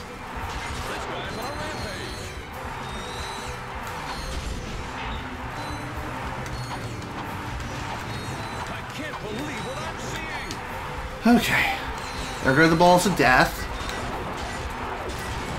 Time to take care of friends. There you go. One more thing worth pointing out too, when it comes to the mini stars, they're kind of acting unguided sometimes.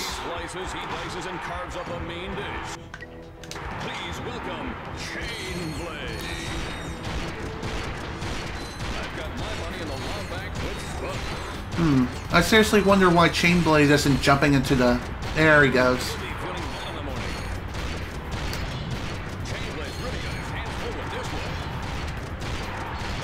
By the way, I think if you want to pull up your heads-up display without taking damage, just push the L3 button. Defeated!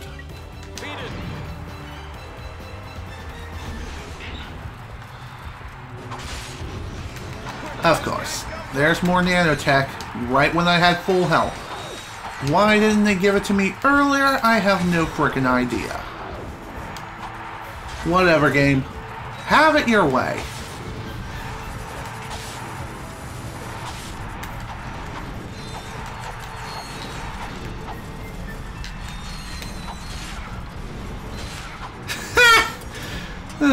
That's funny.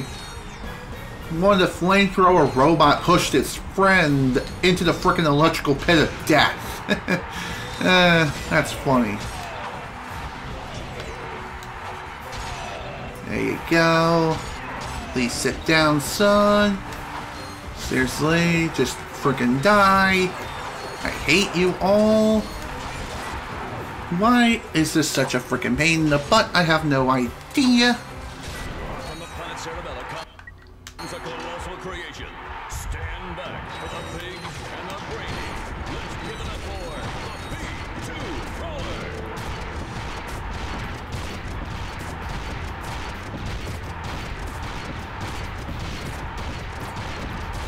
Okay, that'll work.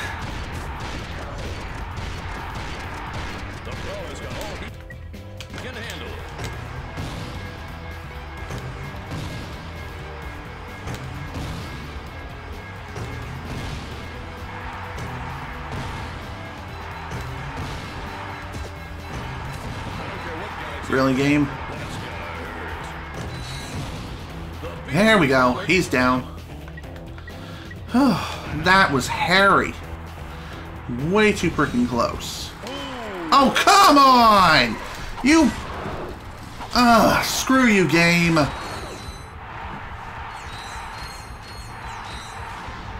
Oh, fuck me in the ass!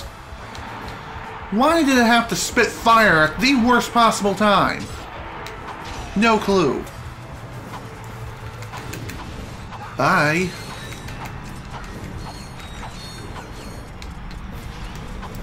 Screw you, flamethrower dudes. Who should I call you? Pyra? Maybe... what was that other guy's name from Black Ops 3 who shoots a flamethrower? Damn it. I forgot his name. Whatever. Either way, it was a joke and it landed flat on its face.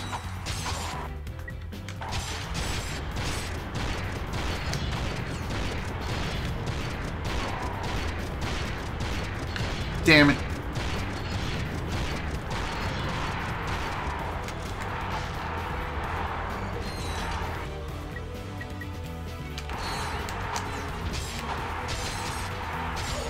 Oh, there we go. There goes Chainblade. From the planet Certa, comes a colossal creation. Stand back for the big and the brainy. Let's give it up for the B2 Roller. By the way, I don't know if the... Oh, shit. What was I trying to say? I don't even remember now. I'm so freaking, I guess I'm so into this that I don't even know what else to say at this point.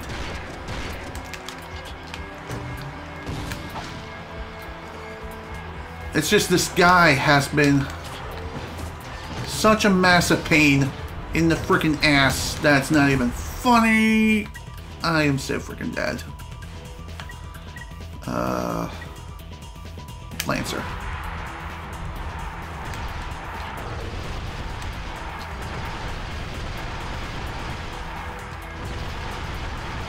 I really wish there was a way for me to just simply lock onto the guy while strafing.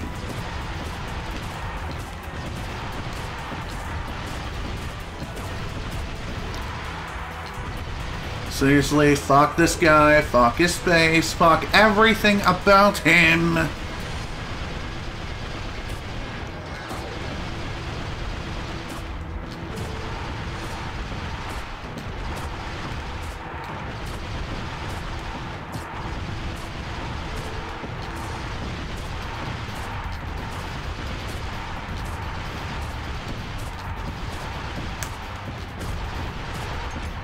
Crap.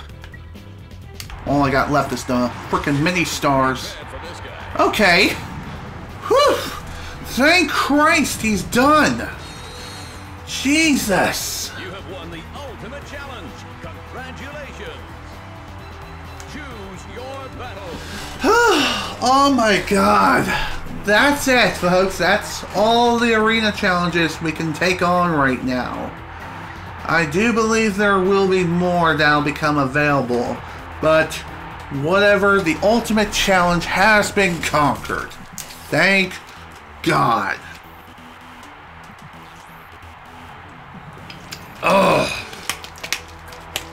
Seriously, fuck the B2 Brawler. Screw that guy and everything he stands for. Well, at the very least, we got this. It's time to play a little mini game. What we have to do is simple. Just look at these little electric currents and lead them all the way to their breaking points on the circuit board, which you do have to do some serious micromanaging in order to do that, but even so, when you do manage to pull it off, my god, is it freaking sweet. Hey, this would make a nice souvenir for Clank. Yeah! Hey! What the hell? I have no idea what you're involved in. Return to your own galaxy immediately, or this will happen to you. Or this will happen to me. Farewell. Oh dear. Looks like poor Clank's being tortured. Oh. Hey, at least, at the very least we got, our picture. And it wasn't, completely bombed. So that's always nice. But anywho, we got some new coordinates for yet another new... Oops, I did not mean to exit out of that. I pushed the wrong frickin' button. Anywho, we got... Dang it. New coordinates for a new planet. As for what the name of the planet is, we'll find out in a moment. Right now, we need to create another bridge in order to get back to our ship. But in order to do so, we need to make another bridge. Playing this conductor minigame. If any of these little electric balls touch the sides of these conductors on the circuit board, the entire challenge results in a failure, so you will have to start over. So essentially you have to play a little game of micromanaging, and the game forces you to multitask and look at each and every single one of these little conductor points to make sure that not a single one is touched on the wrong side. And if that happens, well then, you will simply fail the minigame.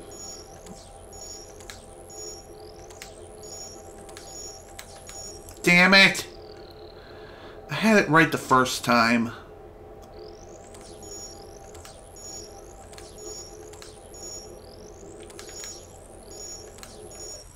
Damn it! I was thinking that one on the bottom was going to reach the top one first. No. Thankfully, these little puzzle minigames, if you have an amazing memory,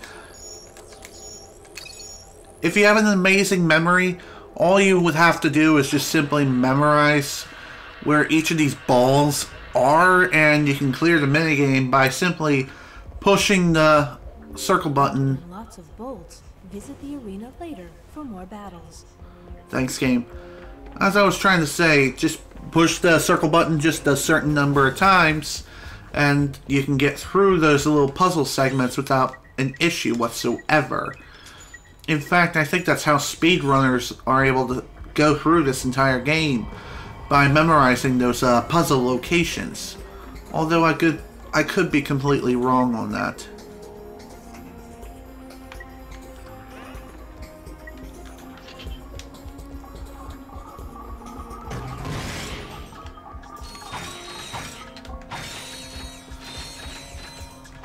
Give me that. Oops, I want the tractor beam.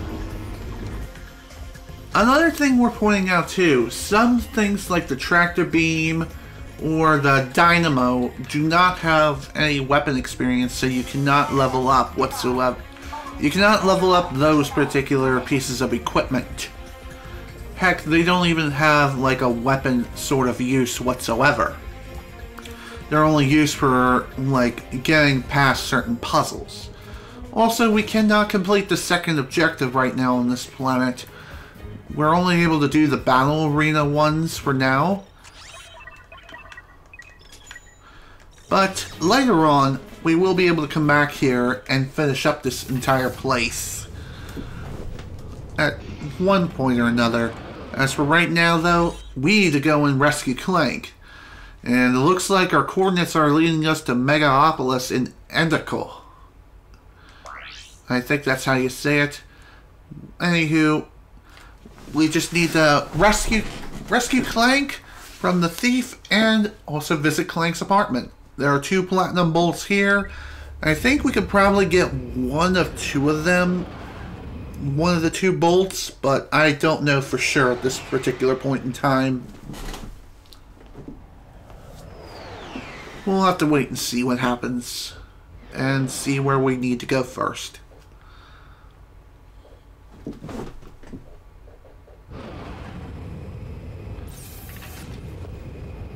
Anywho, welcome to Planet Endical. Press select. Yeah, bite me, game. Just frickin' bite me. I know that I can pull up the map by simply pushing R3 or the select button. And there is another objective over... Damn it! I'm thinking circle hit cancels stuff, but no. That's not at all how it works. Okay, I don't think I can go that way just yet, so I have to go rescue Clank. Which makes sense, I was going to do that anyway, but I was just curious if I could go that way. Anywho, welcome to Megacorp. It's kind of like... It's kind of like Metropolis, except it's Mega. Essentially, it's a Mega Evolution. Huzzah! Looks like we can purchase 2 new weapons here. The mini turret glove and the pulse rifle. I'm gonna go for the more expensive thing first. Say hello to the mini turret gun. How this works is that you just throw down the turret. Throw down the turret, and it'll target any enemies that it sees on the screen. However, you can only have a certain number of them up at any given time, and they are only around for a limited time as well.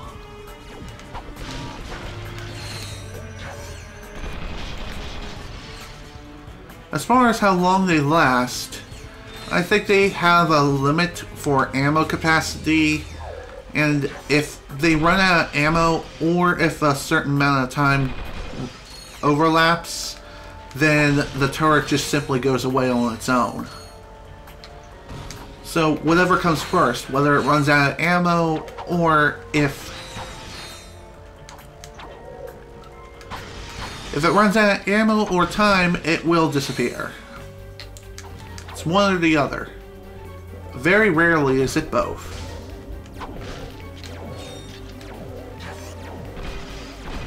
Definitely glad I went for the mini turret as opposed to the sniper rifle first. Oh, dang it! As far as fire rate is concerned when it comes to the mini turret's fire rate is pretty dang high. Like about as high as the original Lancer's fire rate. Also high there.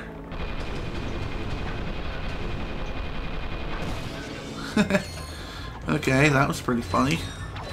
But it definitely won't be the last time that we it won't be the last time that we see flying vehicles piloted by people. That's for sure. Wait, anything down here? No, I think that's just death. Yeah, it's death. Usually they would put some sort of secret down there, but in this case, no. Not so much. Many turrets do have a pretty limited ammo capacity, so be sure to keep this in mind as you're using the weapon. And don't go overboard by placing turret after turret after turret. And no, they cannot sing a song or do anything of the sort. They're just there to just simply guard your back. And they're stationary as well, so they cannot move.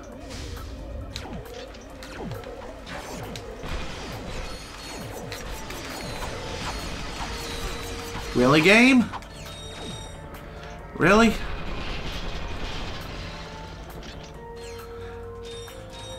Slowly yet surely, the turrets do gain additional experience. That looks like something I wish I could do right now, but unfortunately we can't. We don't have the slingshot nor the grind boots. And yeah, I know it's kind of a spoiler thing, but really, is it that much of a spoiler? I don't think so. I don't think it's that big of a spoiler. I mean, they were in the original Ratchet and Clank. Why not in Going Commando? Why not make a reappearance in Going Commando? Seriously. Why the heck not? Anywho, there was one other thing I wanted to talk about, and I gotten distracted many times earlier, but the thing I wanted to talk about was that if you happen to have save data from the original Ratchet and Clank, then I believe you can load up that game's save data off of your memory card and get a discount at Gadgetron vendors and also another vendor that will come into play a little bit later on in the game.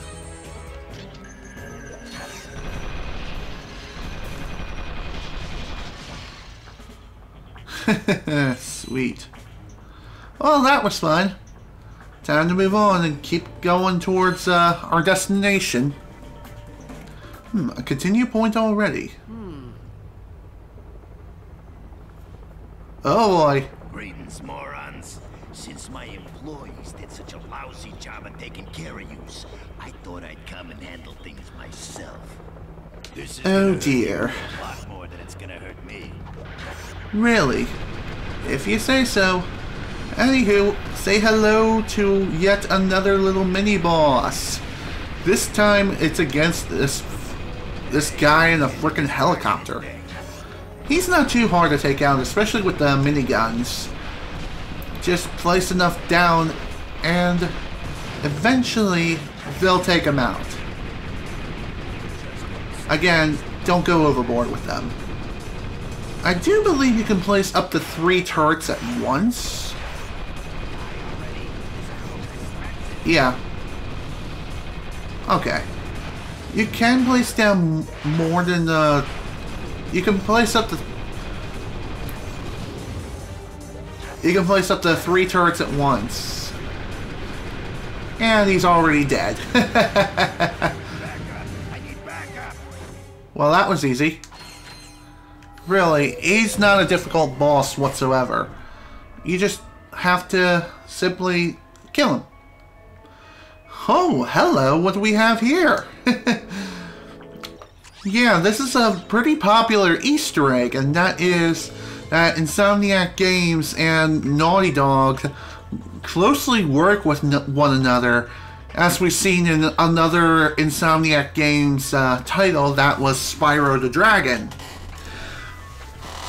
In the PlayStation 2 era of gaming, Naughty Dog created the Jak and Daxter series, and of course, Insomniac Games created the Ratchet and Clank series, and since they worked so closely with one another, they're able to share Easter eggs of each of their major franchises with one another.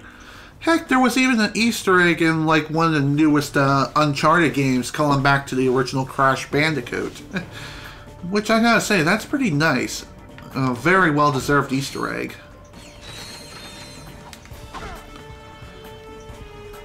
And I'm also very happy to see that the... My old swing shot and grind boots. Okay. Try customizing your quick select in the pause menu. Thanks, game.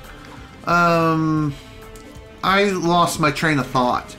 But anyway, coming in here, you can grab back your old slingshot and your grind boots. How the slingshot works? Slingshot target detected. Press and hold circle to shoot the swing shot. Use L1 for better aiming. Thanks. Thanks, game. Also, thanks for the... Damn it! I was thinking that the slingshot worked kind of like in the original... Slingshot target. Shut up. I was thinking that the slingshot target kind of worked like the original, where you don't have to necessarily have it out in order to use it. But no, you have to have it out in order to use the freaking slingshot target. Excuse me, game? That was a load of shit. What kind of shit? Bullshit. That's what it was. Okay, so I did it wrong anyway. Whoops. Well, anyway. Now we can finally head back and take on the frickin' grind rail that we kind of passed by not that long ago. Which will take a little bit of time to get back there, so I guess I'll go ahead and talk about what's been going on this past week. And, well, oddly enough, on February 28th, my old network broadband TV kicked me out of their network. It wasn't because of anything I'd done or my channel metrics were not up to snuff or anything. No, it's not like that at all. In fact, it was just due to the fact that Broadband TV as a network has been restructuring themselves. And because of that, they had to remove channels like mine. Well, more or less, my channel wasn't the only channel they had to remove from their network. They removed several other channels. As to who, I'm not too sure. But anyway.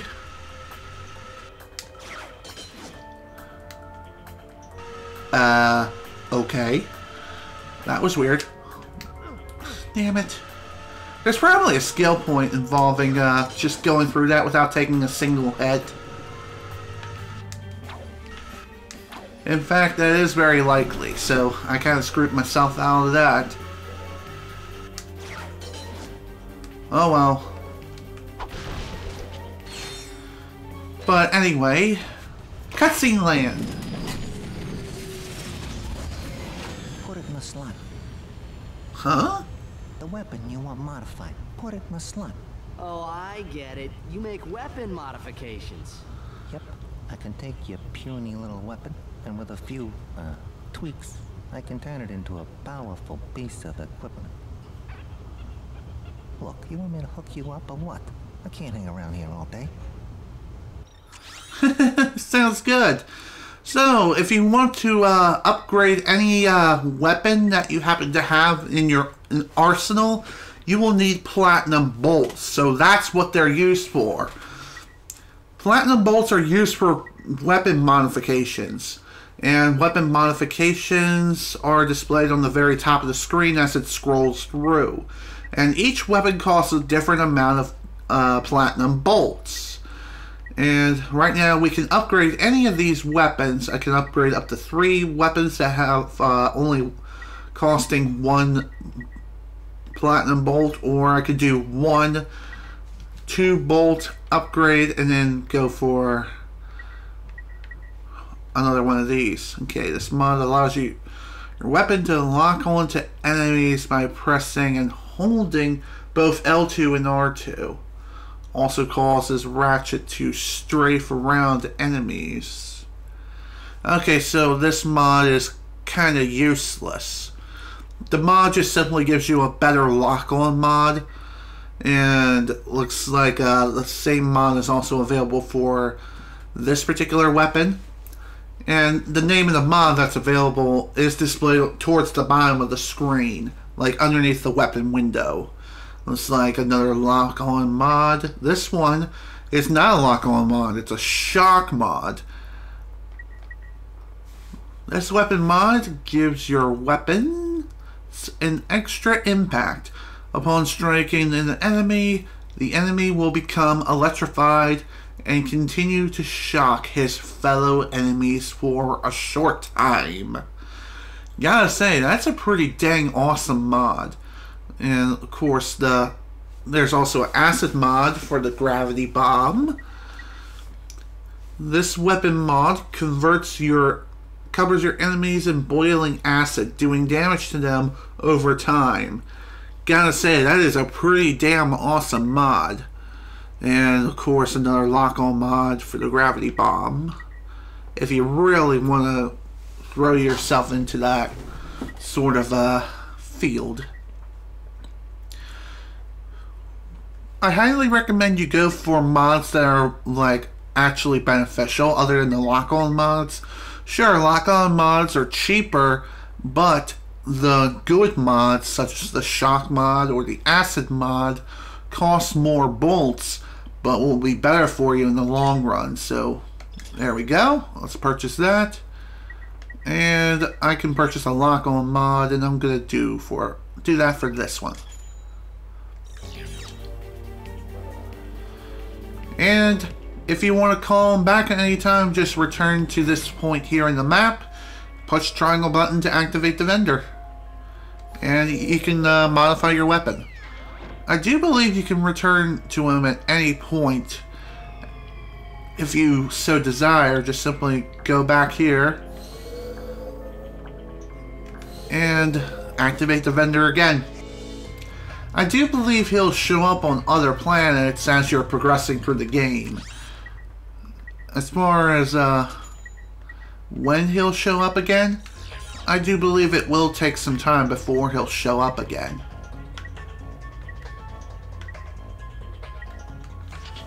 Alright, I'm gonna go ahead and equip this. Okay, time for another round of puzzle circuitry mayhem, I guess.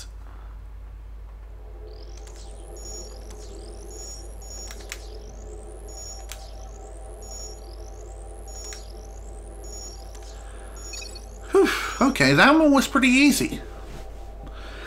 Usually these puzzles are pretty dang difficult, but thankfully they're not so bad.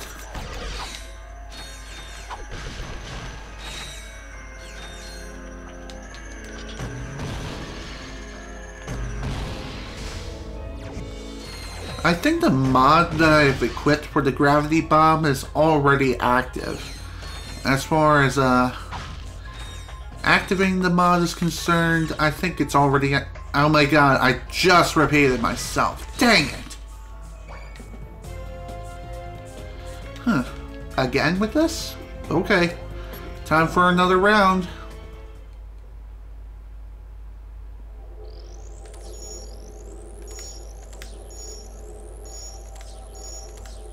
Damn it.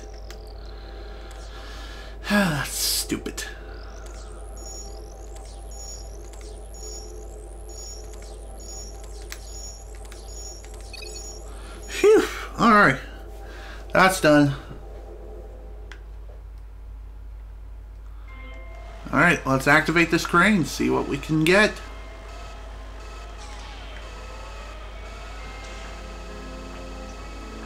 Huh, strangely enough, there's not really a drop shadow. It's really, really weird. And it also sucks that I can't really use the crane to just kill the robots here. That is something I'm going to have to do on my... Never mind. Apparently I can use some objects within the room to kill the robots. But as far as... oh my god. Come on, give me the frickin' bomb! I don't know why I couldn't just fire the damn thing. Oh well. It's fine.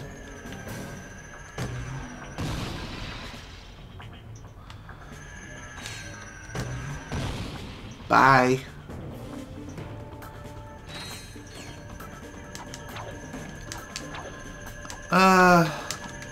Anywho, back to what I was saying before about being kicked from my former MCN. Well, since that happened, I decided to just simply go back to my previous one that I was a part of before, which was Curse. So, I'm now back in the Curse network again. Reason was because I know they treated me right. They at least know what they're talking about, and they're a gaming-centric network. And since my channel does cover gaming content, about 99% of it is gaming content, I can join the network with like little to no issue whatsoever.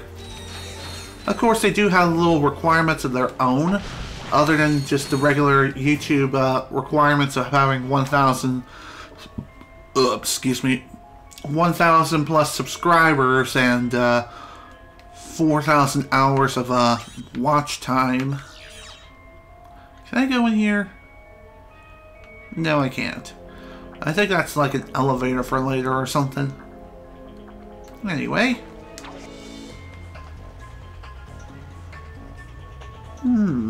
I feel like I can jump on one of those cars. Damn it. Well, that didn't work out. And it sucks that I'm thrown all the way back here. Whatever. It's alright. At least this will give me another chance to increase my weapon experience again, as well as my own experience. And thankfully we don't have to redo any of the puzzles that we did before. We just simply move on with our lives. Nothing to see here, folks. JK. There's plenty to see here. There's plenty to do, and so little time. Really, game? Really?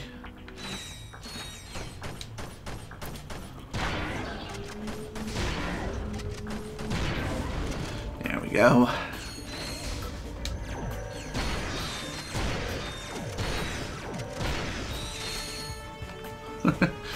Funny how this thing, you can pump this thing like a shotgun if you so desire. It even makes a cool little pumping sound effect too. That is pretty freaking amazing. Although you don't have to pump it like an actual shotgun and keep firing. You can just simply hold the fire button and it'll keep firing automatically without much of an issue. Seriously, it's that freaking awesome. Okay, time for another one of these.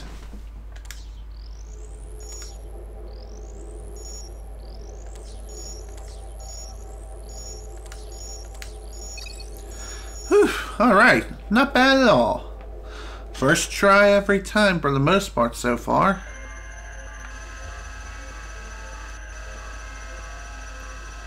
Anywho, in order to get past this particular room, I believe what we have to do is use the crane to create a couple of platforms or something around here. No, we don't have to do that. At least not within this room.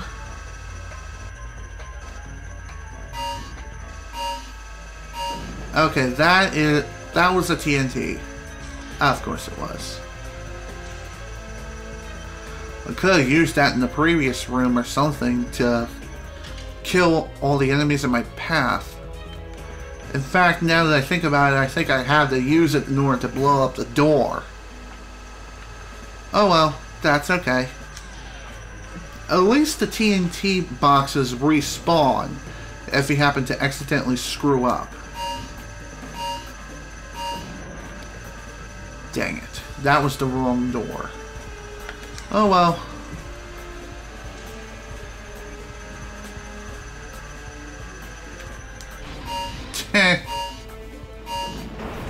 There we go, finally.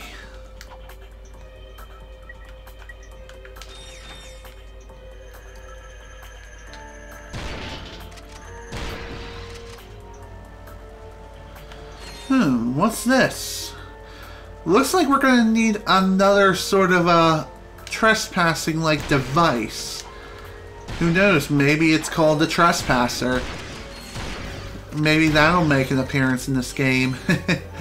So, essentially this game has two puzzle-like elements that you will have to work with in order to progress through the game.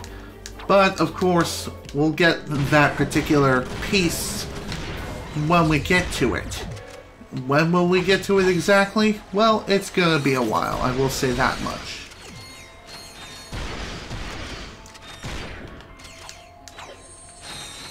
Also, I do believe there is a way to increase your defense to make it so you don't take so much damage from enemies. And we'll probably get to that in a short while after we rescue Clank. Clank? Well, speak of the devil! Clank, don't move! I'm coming down! Whoa! Son of a quark! Alright, buddy. Let's get you up and running again. Okay. That sounds like a simple plan. Also, why were we pushed down? Couldn't he have just, oh, I don't know, shot us in the back or stabbed us or something? Whatever. What frickin' ever. Clank is now free.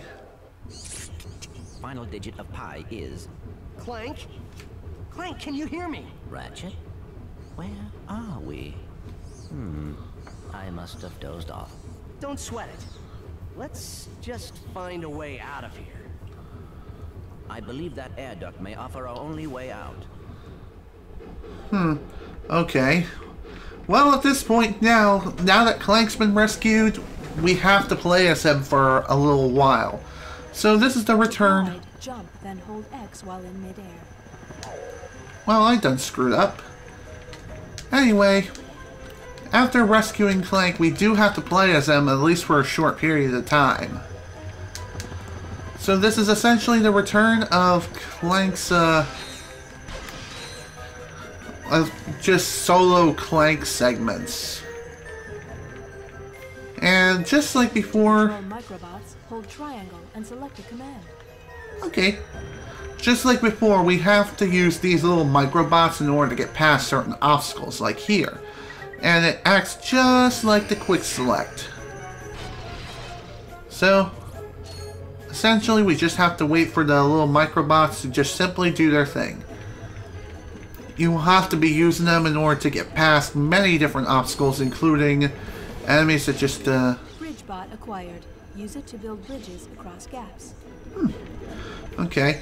And the microbots aren't the only bots that we'll, have either. Occasionally we'll encounter other bots like the bridge bots, which can be used to create bridges. And there are some other bots as well, like one that's used, I think, to repair certain pieces of obstacles or objects. And this one, I'm not too sure. And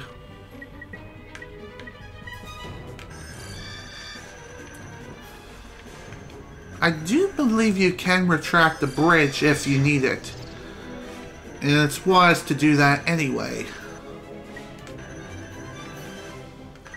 Okay. Anywho, the microbots are the only bots that can attack and really enter any sort of place whatsoever. And the other bots... Mr. Bot acquired. Use it to lift large blocks. Okay. The other bots you'll need to get past certain obstacles. Bridge bots create bridges, lift bots lift things. Kind of like John Cena and practically everyone else in the WWE. Not that I know anything about said thing because I'm not interested in said thing.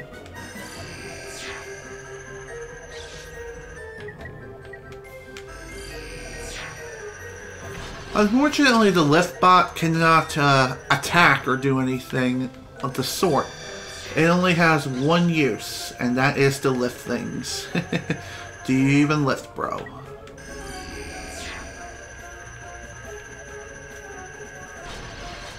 Also, Clank does not have the same sort of health bar that Ratchet does. In fact, his health bar is small. Like, it only has 4 heads. And I think it's like that for the entirety of the game. Although I could be completely wrong on that. Way to go, Clank! Nothing to it. You did great. Now, let's go get that experiment back. Okay, and with that, we are now free! Yay! And Clank is back with us and back in our possession. All missions completed on this planet. Search other planets for available missions. For a much higher jump, hold R1 and press X. Thanks. Now, of course, we're going to get some tutorials on how to use Clank's helipack. To jump long distances, run, then press R1 and X at the same time. Well, okay, it's not at the same time, it's more like in sequence. Gaps, press X to jump, then press and hold X while in midair.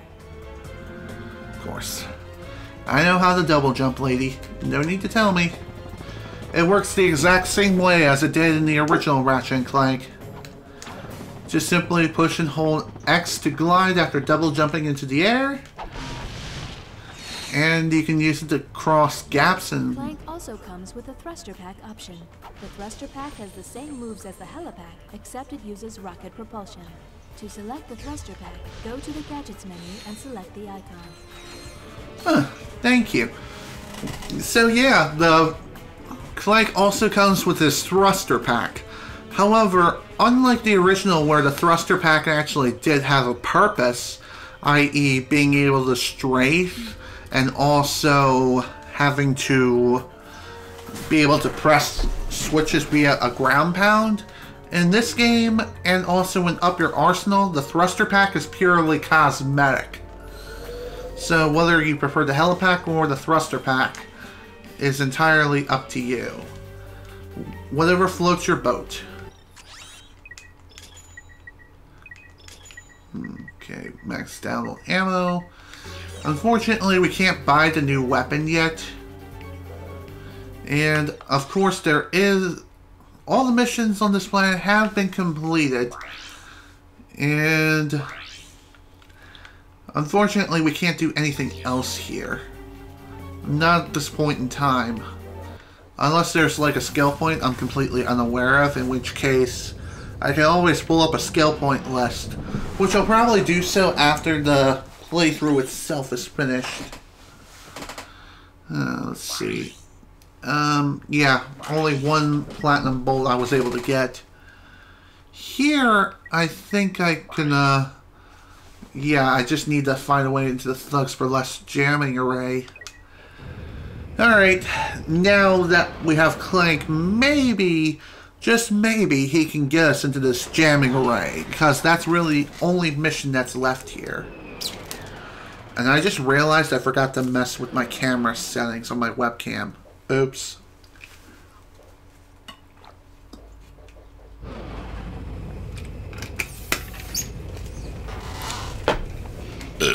Oh well. Can't cry over spilt milk now.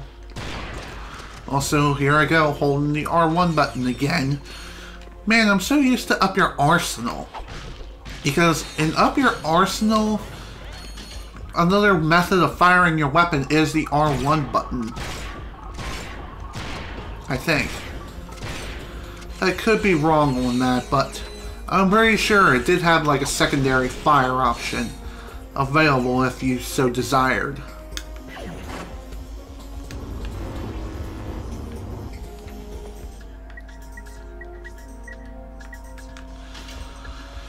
Okay. Access denied. Only Inspector Bond personnel permitted. Can I... Oh, okay. I should have done this earlier.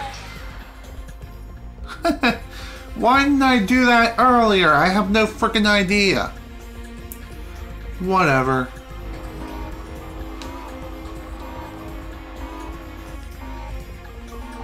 I think that can be used to blow up a door, right? No? Okay then, game. Well, at this point now, I think we can just simply continue our way forward.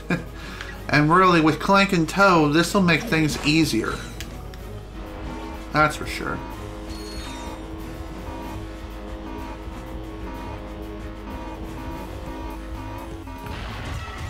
I'm surprised that didn't hurt me. Holy crap. And I think at this point now, the Inspector Bot, I think, will just be following us forever.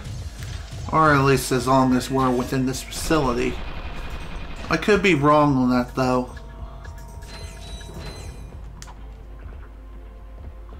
Okay.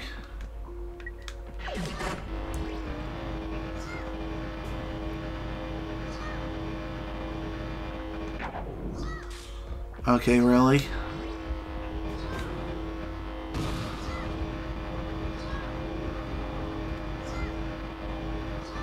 Okay, so this is how it works. It kind of acts like a slingshot.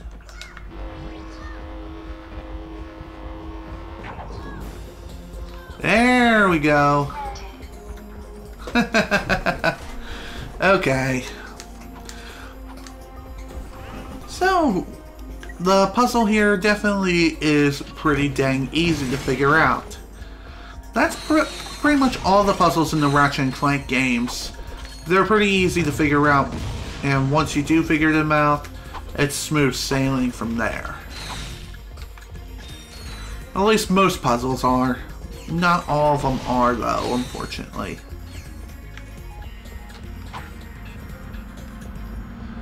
Okay, it's time for more fun times with bumbles, I guess. Ah, crap.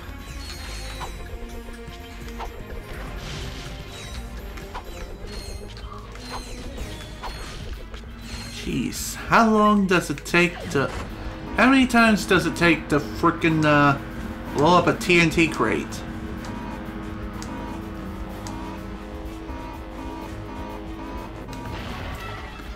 Okay, that'll work. Welcome to the jamming array, I guess.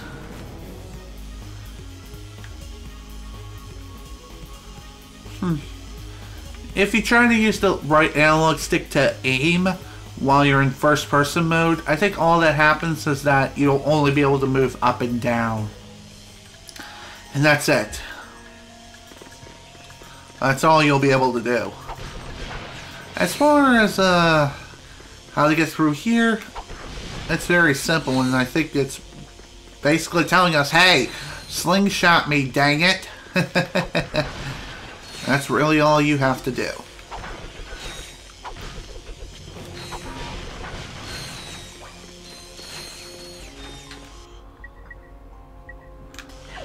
Overall, when it comes to this game, comparing it to the original Ratchet and Clank, this game is definitely faster.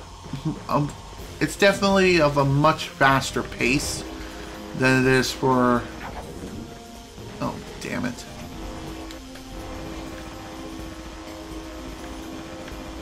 Okay, this should be simple enough.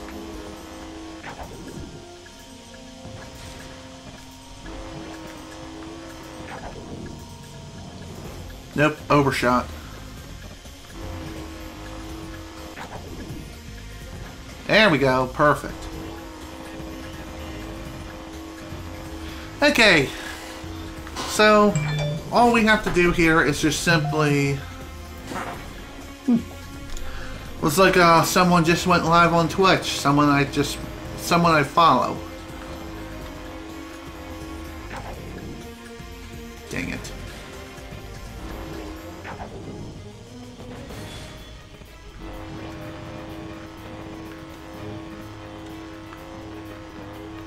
Fire! There we go.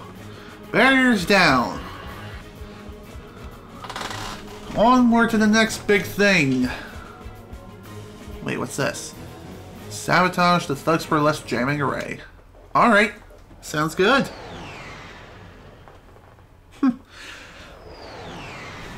So instead of using our own ship, we have to grab a limousine in order to get to the jamming array.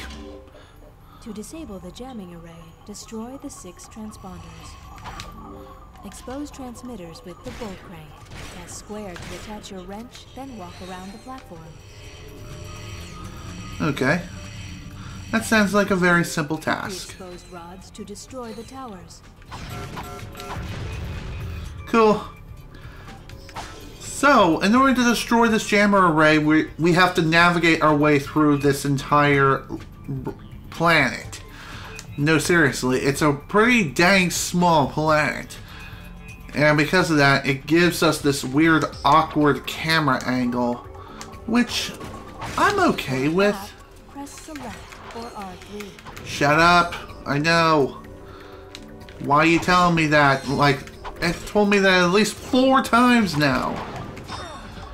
Maybe it told me this so that way, if you end up getting lost, you can easily just simply pull up the map, and it'll tell you exactly where to go. Alright, 4 towers remaining. Also say hello to these little bounce pads. Just simply walk onto them, and then push the jump button. And bada bing bada boom, you're going for a ride. You gotta be flying higher than a frickin' kite. Also be prepared for close range combat. The enemies here will put up some resistance because, well, hello, this is an organization after all. Thugs for hire. What'd you think they were here for? To throw a tea party or something? And sing stupid songs? Hell no. Okay. There goes the third one of those things. Those transponders, I guess. That's what you can call them.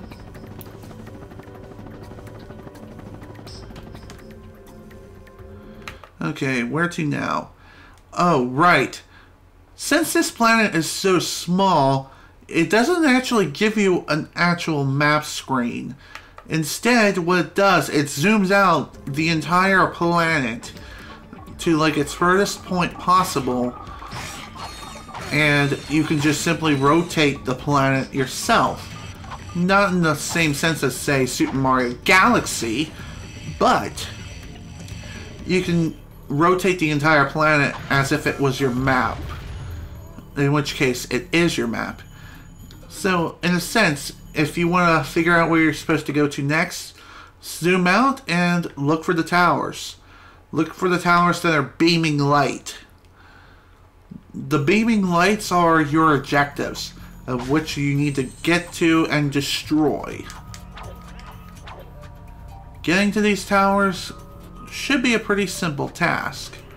Most of the time, or at least for the most part. Like here, I don't think there's... maybe there is a way.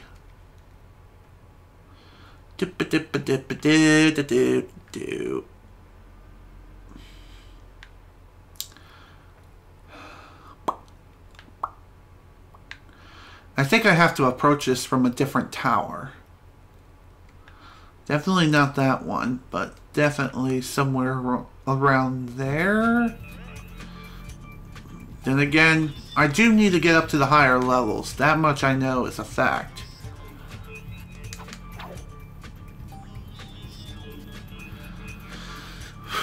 It is pretty easy to get lost on these little planets here, but thankfully it's not so bad if you do happen to get lost. Also, some places it's well worth just simply conserving ammo and saving your bullets, because you're going to be in close combat so often on a planet like this that it's not really worth pulling out your weapon. Your wrench is good enough.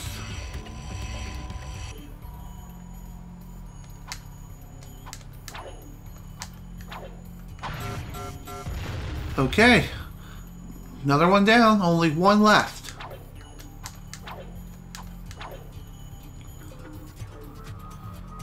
Question remains though, how do I get there from here?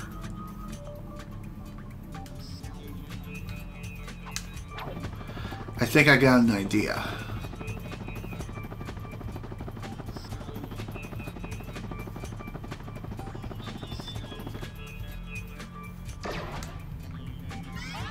Oh wow, okay, that was unexpected. Platinum bolt number 2, I think. I think that was the platinum bolt that I needed for this planet. I don't remember. But anyway, even if you do use a high jump platform thing, you can't exactly use it to navigate your way through the entire planet.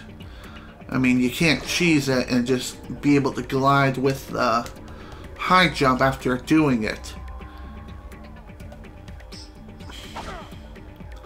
However, you can jump on objects if you happen to land at just the right point. Other than that, oh, ow. Okay, so red equals hot, don't touch, no shiz.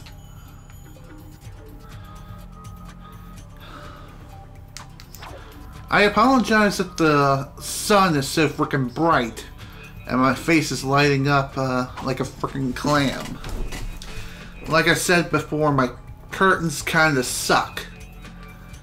They're only able to do so much before the sun is like, yeah, I'm just gonna shine through and ruin your green screen. F you.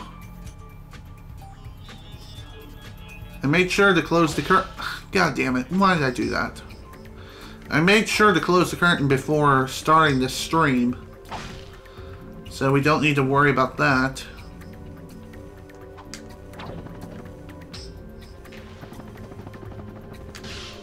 God damn it. I also just noticed this now, but whenever Ratchet gets burned, it uses the same sound effect as the burning sound effect from Spyro 2 and I believe Spyro 3? I could be wrong, but I'm pretty sure they use the same sound effect. I mean, that makes sense. Companies do have the ability to recycle some of their older sound effects from their older games.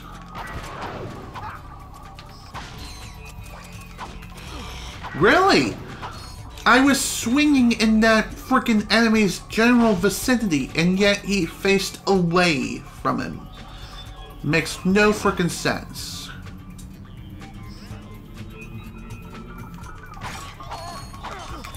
Screw you, game. Screw you. Whatever. At least this is the last tower. And there we go. Spear disabled. Mission complete. Good work, my boy. You are proving to be invaluable in this underwear. Anywho, it appears the thief is now under the protection of thugs for less. But I may have found a way for you to insinuate their operation. Is it dangerous? No. Actually, yes, it is. Good. Take a look at this. The wind in your hair, the sun on your skin, the bugs in your teeth. We are the Desert Riders. Before I became Desert Rider, I didn't fit in anywhere. I had low self-esteem, bad breath, and thing for ladies' undergarments, but these guys understand me. They really do. Yeah, I'm just here for the bake sales. Oh yeah, I also make these cute gloves for all the guys. So if you've got what it takes, use this temporary membership to enter the most grueling hoverbike race in the galaxy. Win it and become one of us. Desert Riders, the #1 leisure choice of thugs for less. Desert Riders all use Megacorp bikes, so I just had to pull a few strings. Contract me as soon as you get more indignation. Fizz Widget, out. Sounds good to me. So, with that, we gained some new coordinates for another new planet. With that in mind, it's time to get going and become the newest member of the Desert Biker Gang. Sure, they may work for Thugs for Less, but at the very least, I got a freaking email saying something about vast giveaways yet again. No, actually... Oh, okay. Whatever, game. Whatever floats your boat, I guess. What was I trying to say? Well, I don't remember. Either way, we just simply have to make our way towards the new planet. And it should be as simple as just getting there and completing the race. Alright, new rifle. Go for it. And oddly enough, there's no animation for getting a new weapon, unfortunately. To zoom in with the pulse rifle, hold L1 and then press R1. To zoom out, hold L1 and press R2. Okay, so the pulse rifle is the sniper rifle of this game. It only has 8 shots, but it does deal quite a lot of damage. It doesn't have any sort of lock-on capabilities, so pray to God that the enemies have a big hitbox while you're strafing and using this. It's wise to use this weapon to take out enemies from a really, really far distance. Other than that, you don't need to worry so much about it. It's more so useful for late game than it is early game, but you can still use it for early game. Really, you can use it anytime you frickin' please. Whatever floats your boat. Okay, time for Volcar Canyon, Barlow. Ooh, sounds fun. Alright, let's head out and find the Desert Riders. Maybe we can grab another Platinum Bolt while we're there as well.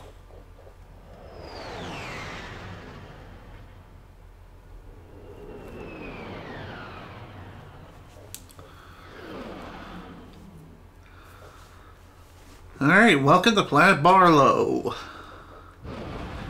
Within this place, there's only one mission and 2 gold bolts, and there's probably some skill points lying around and about. Unbeknownst to me, and I don't even know where they are. Hi there. Okay, let's see, where should I go first? There's 2 direct paths we can take. Usually every planet has a couple of different paths. And I think the one on the right is where I want to go.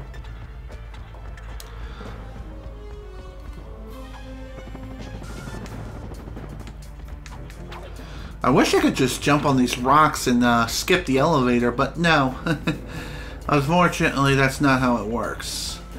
In order to get to that elevator, we do have to make our way around the long way. And since we ran out of slots in our quick select wheel, we can't equip the pulse rifle that we... Damn it. We cannot equip the pulse rifle that we just got.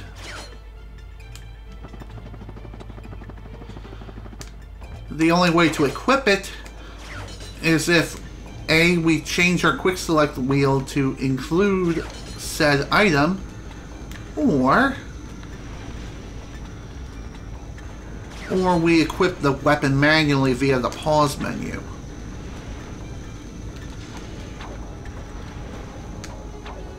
Equipping weapons via the pause menu is kinda convenient because it also gives you the effects of the quick select pause option, but it also takes a lot longer to go through and select a weapon as opposed to going through the quick select. But hey, that's just me. So if you're going through your quick select menu and you're trying to reorganize everything, I would try to include all of your useful tools such as the slingshot, the dynamo, and the tractor beam as like the first 3 slots here. At least that's how I like to roll. But for right now, I think I'm just going to keep what I have. Another thing too is that when it comes to swimming, this is the first time we're swimming in this game. Clank is automatically equipped with like the 02 oxygen mask and also thrusters, I guess, for underwater travel. But anyway, he's automatically equipped with that, so that's good news. So in order to activate those underwater thrusters, just simply swim underwater and push and hold the R1 button. Doing so will automatically allow Ratchet to swim forward. Of course, he can swim on his own without an issue. The only thing about it, though, is that he does swim pretty slow, so it's wise to just simply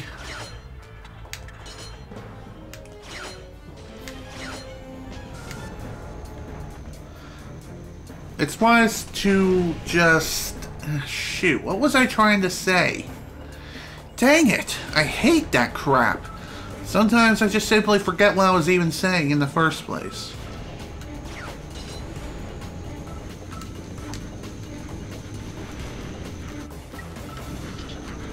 Hey, ready to die? This is why I love the freaking gravity bomb so much. Heck, I love every single weapon in the entire Ratchet and Clank series. There is no bad weapons in the entire series. Each and every weapon has its own use. They're all useful in some way, shape, and form. Sure, there are some weapons that are better than others, but that doesn't mean no weapon is useful in any way. Just saying. Hello. Looks like that poor fellow is frozen. I really wonder why. But anyway, I guess we can help him out. And I think it's just a simple push him around. Or just break the ice. My invention works! Huh? It's called the Therminator.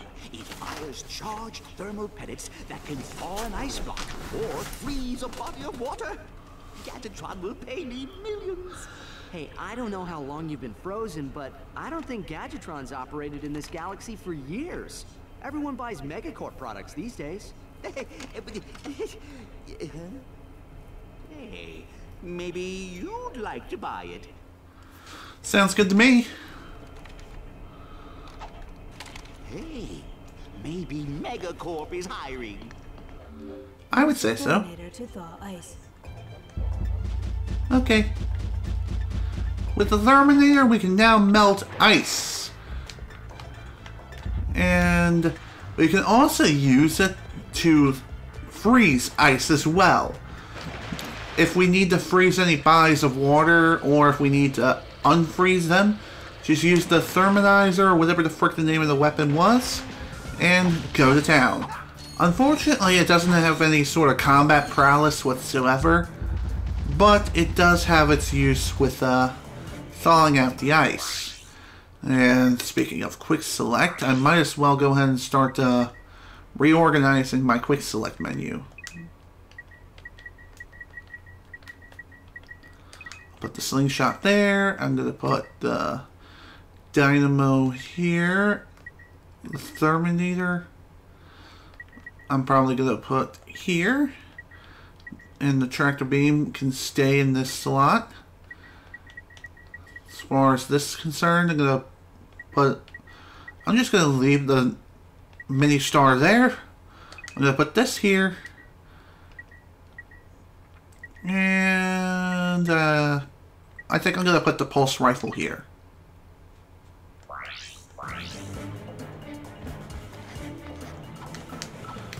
There we go. All organized and good to go. Ready to go anytime. I know my quick select is basically filled with equipment and like situation use, but it still has its fair share of uses. Don't get me wrong. Alright folks, it's time to go and search for this frickin' biker gang.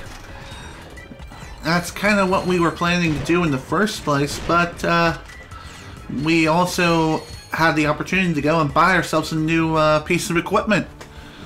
And trust me, this equipment is going to be very useful for later. Okay, I think I just purchased a new weapon. There you go.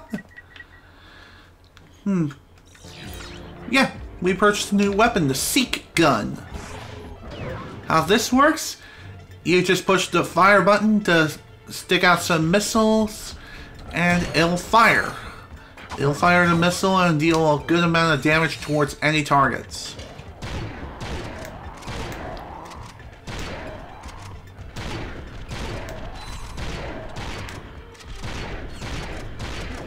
I think the closer the enemy is, the more damage the blitz cannon can deal, because, well, it is a shotgun after all.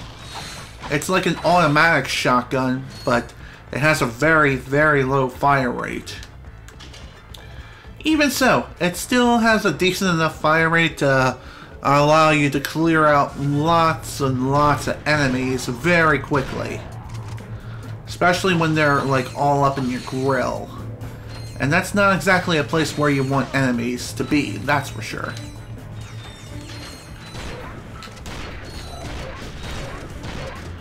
By the way, if you're ever running low on bolts, you can always return to the battle arena and replay some of the tougher challenges if you so desire, so that way you can earn more bolts and be on your merry way.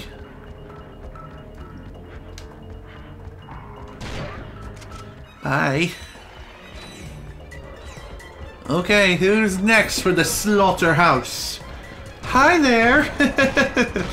Coming right at me like a bunch of lemmings. Man, how I love that stupid AI sometimes.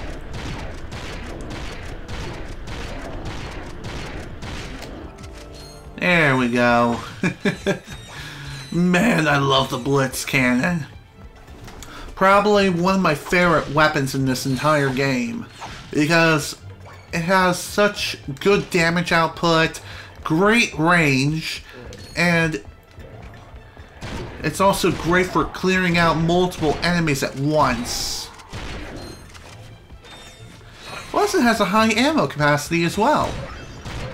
That makes things even better. And that's probably like one of the best things about a shotgun. And that is its high ammo capacity, low recoil, and high damage output. I guess this is why the AA-12 shotgun is like the most popular shotgun that there is. Then again, it might be the Spaz 12 or even the Model 87, which is a lever action shotgun. Something along those lines. Something's on fire. Can I put it out with this? No, I can't. Well, that's lame. That is absolutely lame. By the way, you can, one popular strategy, or at least one strategy I like to employ when it comes to my quick select wheel, is whenever a weapon has reached its full potential, I swap that weapon out for another weapon that I need to work on leveling up. And I only change back to the other weapon if I absolutely need to, like say if I run out of ammo for weapons that I'm currently working on. especially for weapons that have a lower ammo capacity, such as the bomb, the gravity bomb weapon. Also, what the hell? Is that an invisible wall? Yes, it is, and it just killed me. Damn it, game! Whatever. For some reason, I was thinking that was like some sort of hidden area, but no. Perhaps that's just the game, the port of this game showing its age. I mean, not that it was really that old to begin with, but even so. Just saying. This is a port of like a game that came out in like, I think 2003, 2004. Might be 2005, I don't really know. I don't remember. Either way, this is a pretty old game. And this may be an HD port, but that doesn't mean the HD port is free of glitches. Like that. What? That's weird. That is absolutely weird. It kind of creeps me out. Well, whatever. Alright. Who's up next for the slaughterhouse? All of you, huh? Sounds fun. Prepare to die. Prepare to die. And everyone is dead. The end. Blitz Cannon OP, please nerf. How about no? Let's not nerf it. Let's not nerf my baby. My baby. My freaking baby. Okay, let's see what's in here. Excuse me. I think I just blew another vacuum tube. Should I have a look? My word! You young people are so fresh these days. Oh, don't feel bad. I guess I'm just old-fashioned about that sort of thing. Did you know that I've been with Gadgetron since the beginning? So you sell these gadgets? Darling, they sell themselves. Oh, wow. Awesome. If you previously played Ratchet and Clank, any of the weapons you have earned in Ratchet and Clank save file offered to the vendor will be free. So if you happen to, say, purchase, say, the decoy glove or the Visibomb or even the bomb glove itself, all these weapons here, including the Rhino, will be free, which is absolutely awesome. And since, technically speaking, this PlayStation 3 houses my original PSN ID, which was Drunk Goomba 1645, as well as General Snivy, the General Snivy profile has not played through the original Ratchet and Clank, and so unfortunately I cannot access these weapons for free. So I'll probably end up just playing through the game on my own again in my own free time, in between streaming sessions, like throughout the week. With the exception of this week, of course, because I ended up missing 2 days worth of streaming time, and I want to make up for the time that I missed this week by simply streaming on days that I would normally be uploading videos, which in this case I wasn't able to.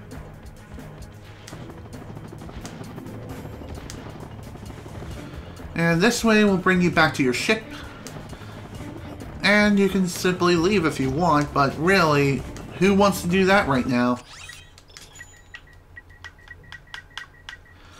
Another thing worth pointing out too is that if you happen to purchase any of your weapons from the previous game, from the Gadgetron vendor up here, well, despite the weapons being free, you cannot upgrade their weapons to any sort of higher level counterparts, such as Hey, who let you in here? Get lost before I flatten your robot into a hubcap. Touch him, and it's Plasma City! Oh gosh, you didn't have to yell. Why did he have to yell? Hey, man. I can't hear you. La la la la. Only the little guy. Sir, it is okay.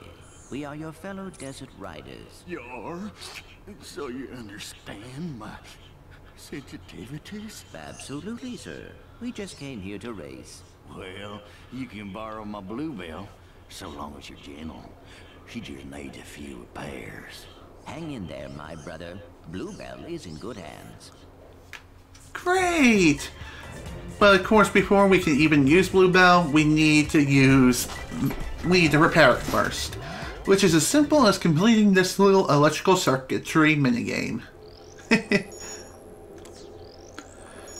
I guess another thing that's worth pointing out is that you can use sound cues to identify when the little circuitries are going to intersect the little bolt points. And once you're able to hoverboard controls, accelerate, fire, weapon backup, activate turbo pickup. Okay, that sounds simple enough. Let's race! Anywho, welcome to the races! In order to get through these races, what we have to do is simple. Just try to beat these other racers, and if we happen to pick up any weapons or turbo along the way, we just simply use it to not only bypass certain obstacles, but also allow us to accelerate at the speed of sound, as if we're Sonic the freaking Hedgehog. By the way, you can hold up to 3 turbo tanks. If you have more than 3, you just can't hold more than 3. I believe there's a skill point that involves flying over the finish line on that last jump. Ow! Damn it! And if you happen to blow up like that, then you're thrown back quite a bit of ways.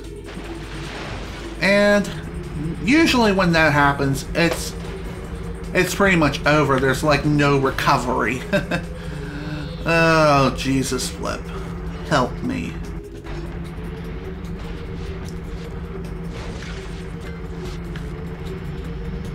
So essentially, the game kind of works like this. You don't ever want to stop using your turbos. Oh, god damn it. And if you happen to blow up, well then, not only will you be sent back quite a ways, but you also lose any and all turbo pickups that you've had up to that point. Oh, Jesus flip. We're on the final lap and we're only in 11th place. All because I got stuck in this one area right here and I blew up so many damn times. Ugh, man, that absolutely blows.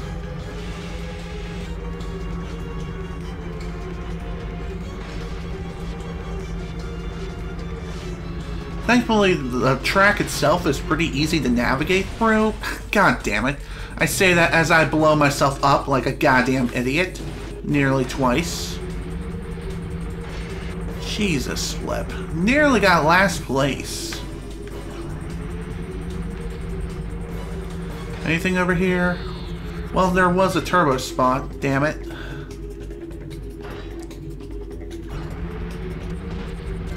Eighth place. Ow. Damn, that sucks. So, pretty much gotten second to last place here. Ah, damn it. And of course, in order to unlock additional challenges, you do need to win the races. Alright, let's go again. Hopefully this time, things will work out better.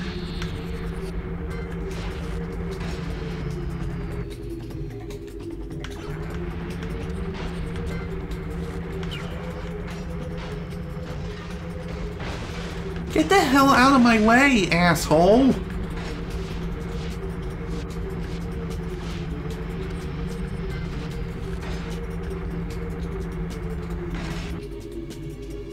Oh dear. I also find it funny if you happen to run into any of the enemies here. It won't even faze them. In fact, it's kind of like running into a brick wall. It's really weird. It's almost like Sonic Unleashed in a sense. It's like running into one of the townspeople while you're going through a particular act.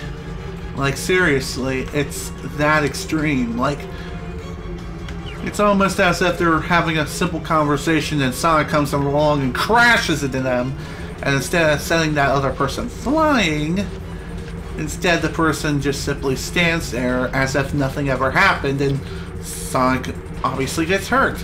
Same thing also applies here with Ratchet and Clank, apparently. Because the first rule is there are no rules. Why did I quote Dragon Ball Evolution? I have no freaking idea. Alright, that's the second lap down. On to the final lap.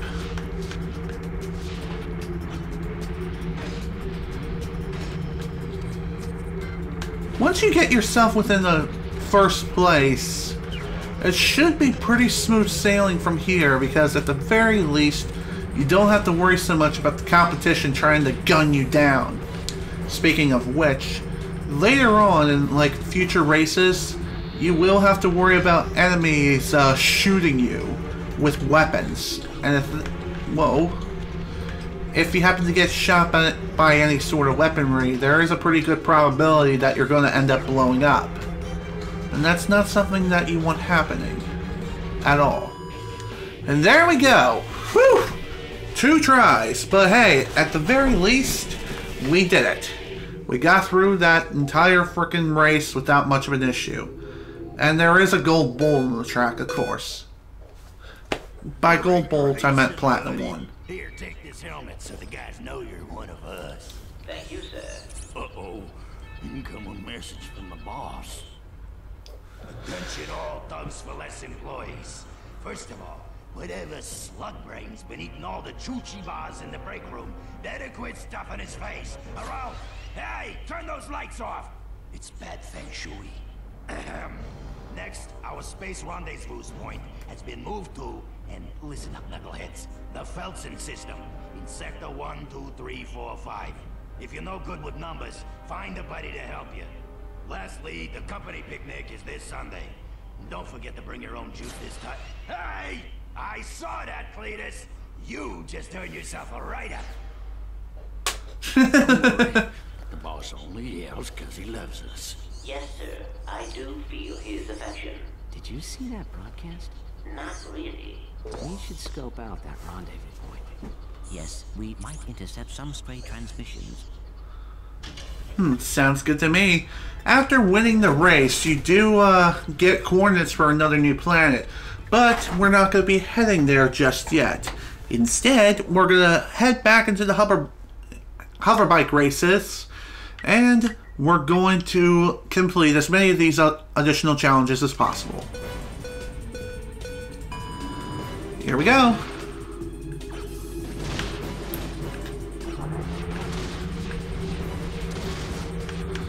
So in order to pick up weapons, all you have to do is just run into one of those blue question mark boxes. Just like Mario Kart. Only difference is you blow people up. Sometimes you get an offensive weapon, and sometimes you get a defensive one.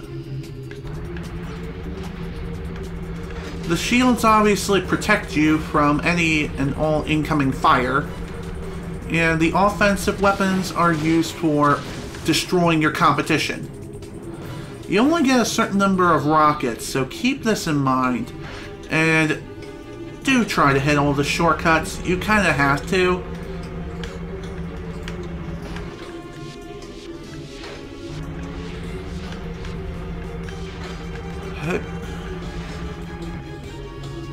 I don't know if there's any way to get the gold bolt that's on this track. And then again, it may be on a different track altogether. Oh, crap. Missed the freaking item box, not something I want. How did I not die there? Well, whatever. At least at this point, we don't have to worry so much about, damn it, weapon pickups. Just as I say that, I automatically fall back into 13th place. Man, I love rubber banding AI. Said no one ever. Jesus Christ. Can't believe that crap.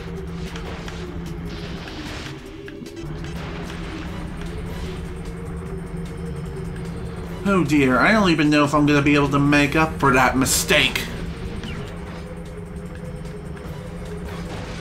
Get the hell out of my way! Thankfully, the weapons themselves do vary.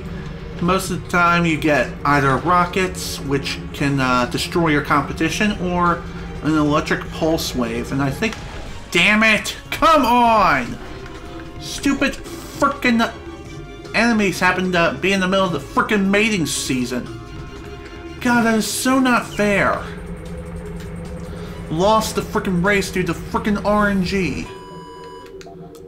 Lame. Let's go again.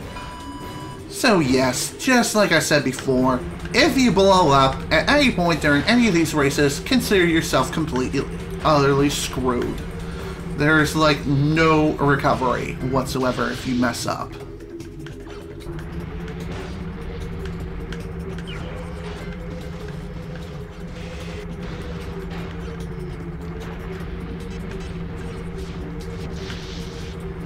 Okay. I gotta say, the competition is definitely really fierce. I mean, they will keep up with you more times than you can count.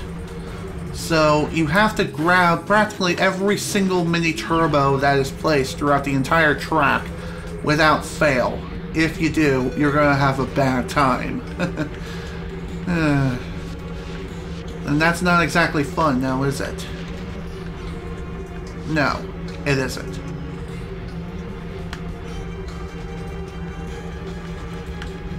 So essentially, you want to use your turbo at all frickin' times.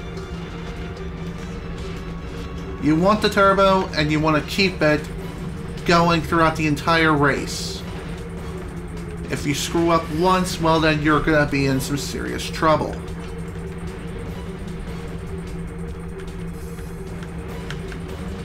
Shit. Well, I done screwed up.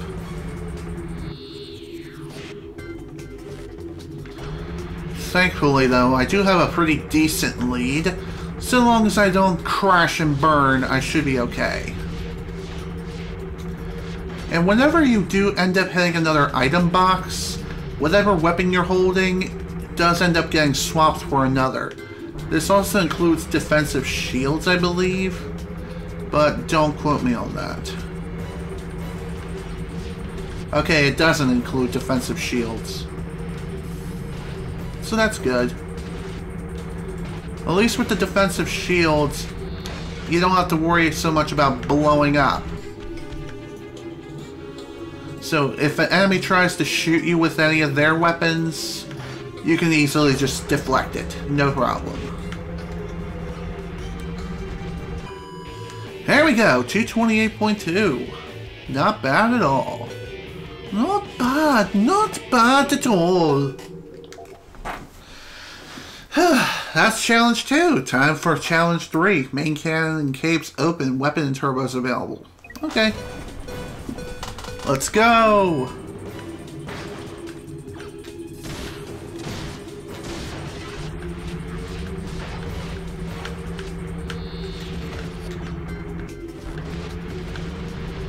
As you're progressing further and further into these different challenges, more and more routes will become open. Not only that, but the competition will become more and more fierce. So you will have to do everything in your power to make sure that you grab every single mini turbo and kill everyone in your path as quickly as possible. Get out of my way. How did I miss that? I swear, sometimes these card controls are just way too freaking sensitive. Like, way too sensitive. But, hey, at least that's what makes them so good. Oh, of course, there was a shortcut there. No wonder I can't get past 6th place. Holy shit, what's wrong with me? So not only do you have to hit the shortcuts, you also have to turbo boost throughout the entirety of the race. And if things are not going well for you, you can easily just simply restart.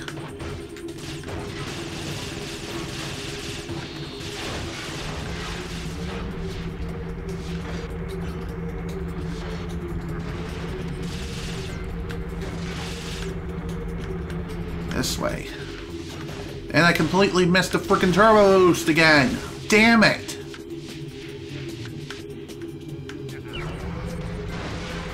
Out of my way. Get out of my way. You frickin' ass. Seriously, these frickin' races kinda suck. Seriously, this freaking rubber band AI is so ridiculous sometimes. It's unbelievable.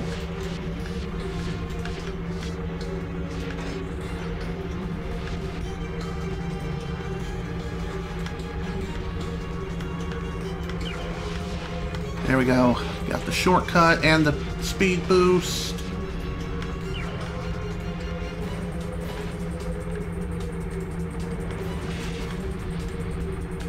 Seriously though, why can't I get out of 4th place? Oh, okay. At least I finally got out of said position. But how long will it last? Nobody knows at this point.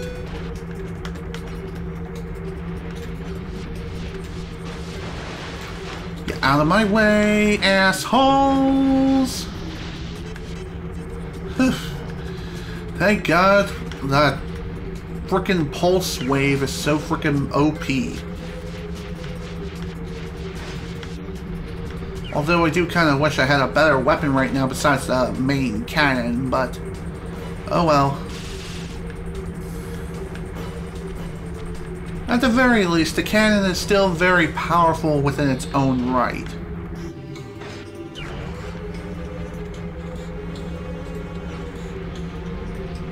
Whew, there we go. Again, only 2 attempts, but hey, at the very least, I'm cool with that. Totally cool with that. Alright, time for the assault circuit. Main canyon and caves open, weapon and turbos available. Racers attack Ratchet.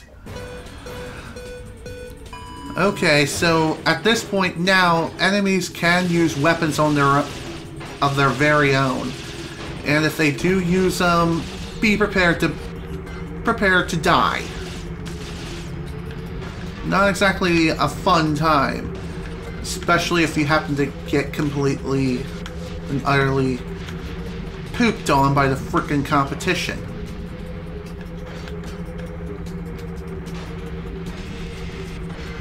Oh dear.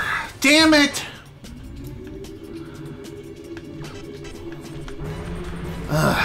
Can't exactly control that, especially if, it's almost as if it was freaking Mario Kart. Welcome to Mario Kart, where enemies just love to blow you up to smithereens.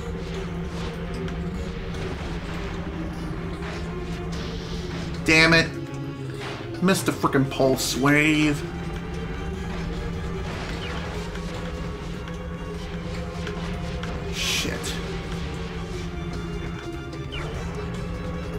There are certain weapons that do have a lock-on capability, and I just got another email. What is it? Okay, I'm guessing that was an email from Netflix saying, you know, Life is Strange is available on DVD. Yay, I guess. I mean, I don't watch the show, so why should I care? Okay, 2 laps down, 1 more to go.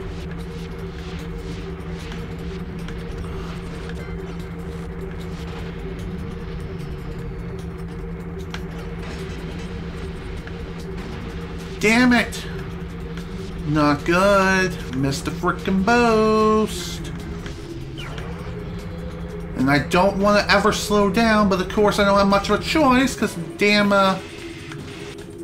placement of the frickin' turbo boost has to be in like one of the worst locations possible.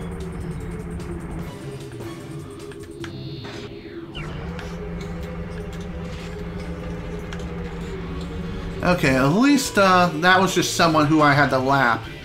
And my god, I won by like 2 freaking milliseconds. Damn! That was insane. Okay. Time for challenge number 5, the Expert Circuit. And it's essentially the same as before, except this time I think more stuff is available. And again, the enemies will... everyone will start acting a lot more aggressively throughout the entire circuit. Definitely more stuff available now. Oh, god damn it. Frickin' hell.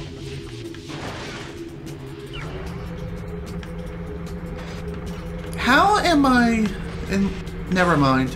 I was like, how am I in 15th place? What the hell? Damn it. Well, that's a restart.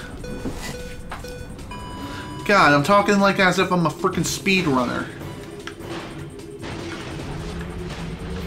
God, you guys suck.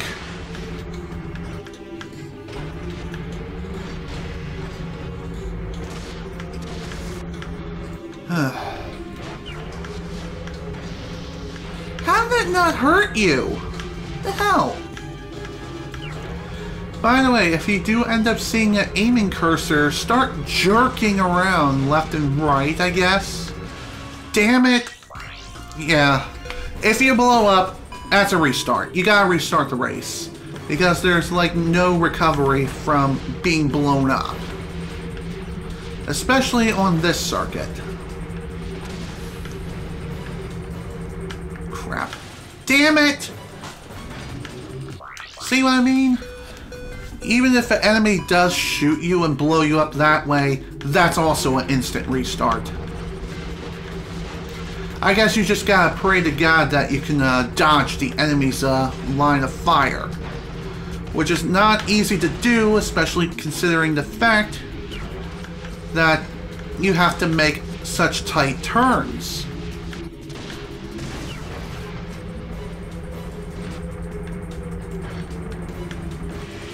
And it also sucks whenever an aiming cursor appears and it also sucks if an aiming cursor appears and you're on a very, very tight, narrow bridge. God damn it.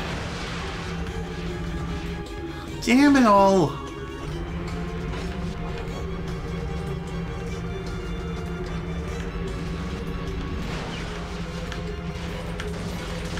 Get out of my way! Get out of my way! I don't know the rest of the lyrics of the song I was thinking of, but quite frankly, I'm about to frickin' die again.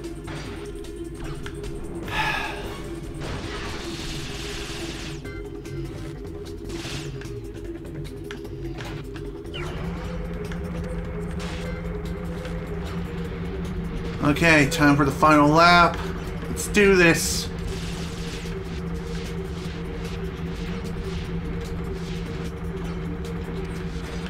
Just a little further now, and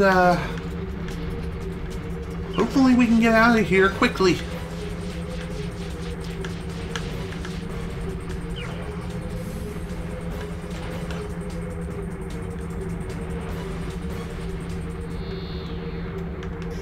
Damn it! Great. Just great. Now I'm definitely screwed. And again, maybe not. Phew! Alright. Too close. Way too freaking close. I thought I was completely out of luck after blowing up there. And Bolt Scavenger 2. Okay. Cool. Alright, that's all the challenges for this planet. And trust me, this won't be the last time we'll be hoverboard racing whatsoever. It's definitely not going to be the last time we're going to be doing this. Trust me. Wow, we're 3 hours and 31 minutes into this session. Shut up!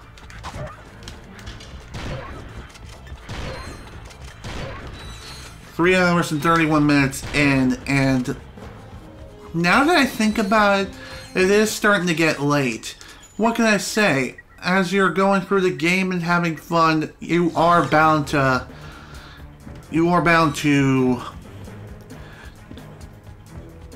Damn it! What is the expression? I know the expression. Time flies when you're having fun. That's the term. Holy shit. My god, why couldn't I think of the term? I have no freaking idea. But anyway, it is getting late, and I think I am going to call it a day. And we'll head on off to the next planet next time. This is General Snivy with the Ratchet and Clank Going Commando playthrough. Thank you all so much for watching, and if you enjoyed this live stream, and you were able to attend live, thank you for attending. And if you enjoyed this video on YouTube, great! Be sure to leave a like.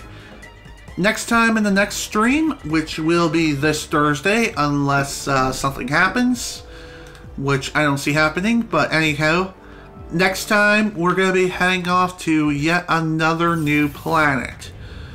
Where is this exactly? We are going to be heading to the Thug Rendezvous in the Felsen system, which I'm pretty sure we're going to be involved in some serious ship combat within the next play session. But for now, this is the end. Excuse me. Thank you all so much for watching, and hope you all enjoyed. See you all next time for more Ratchet and Clank Going Commando.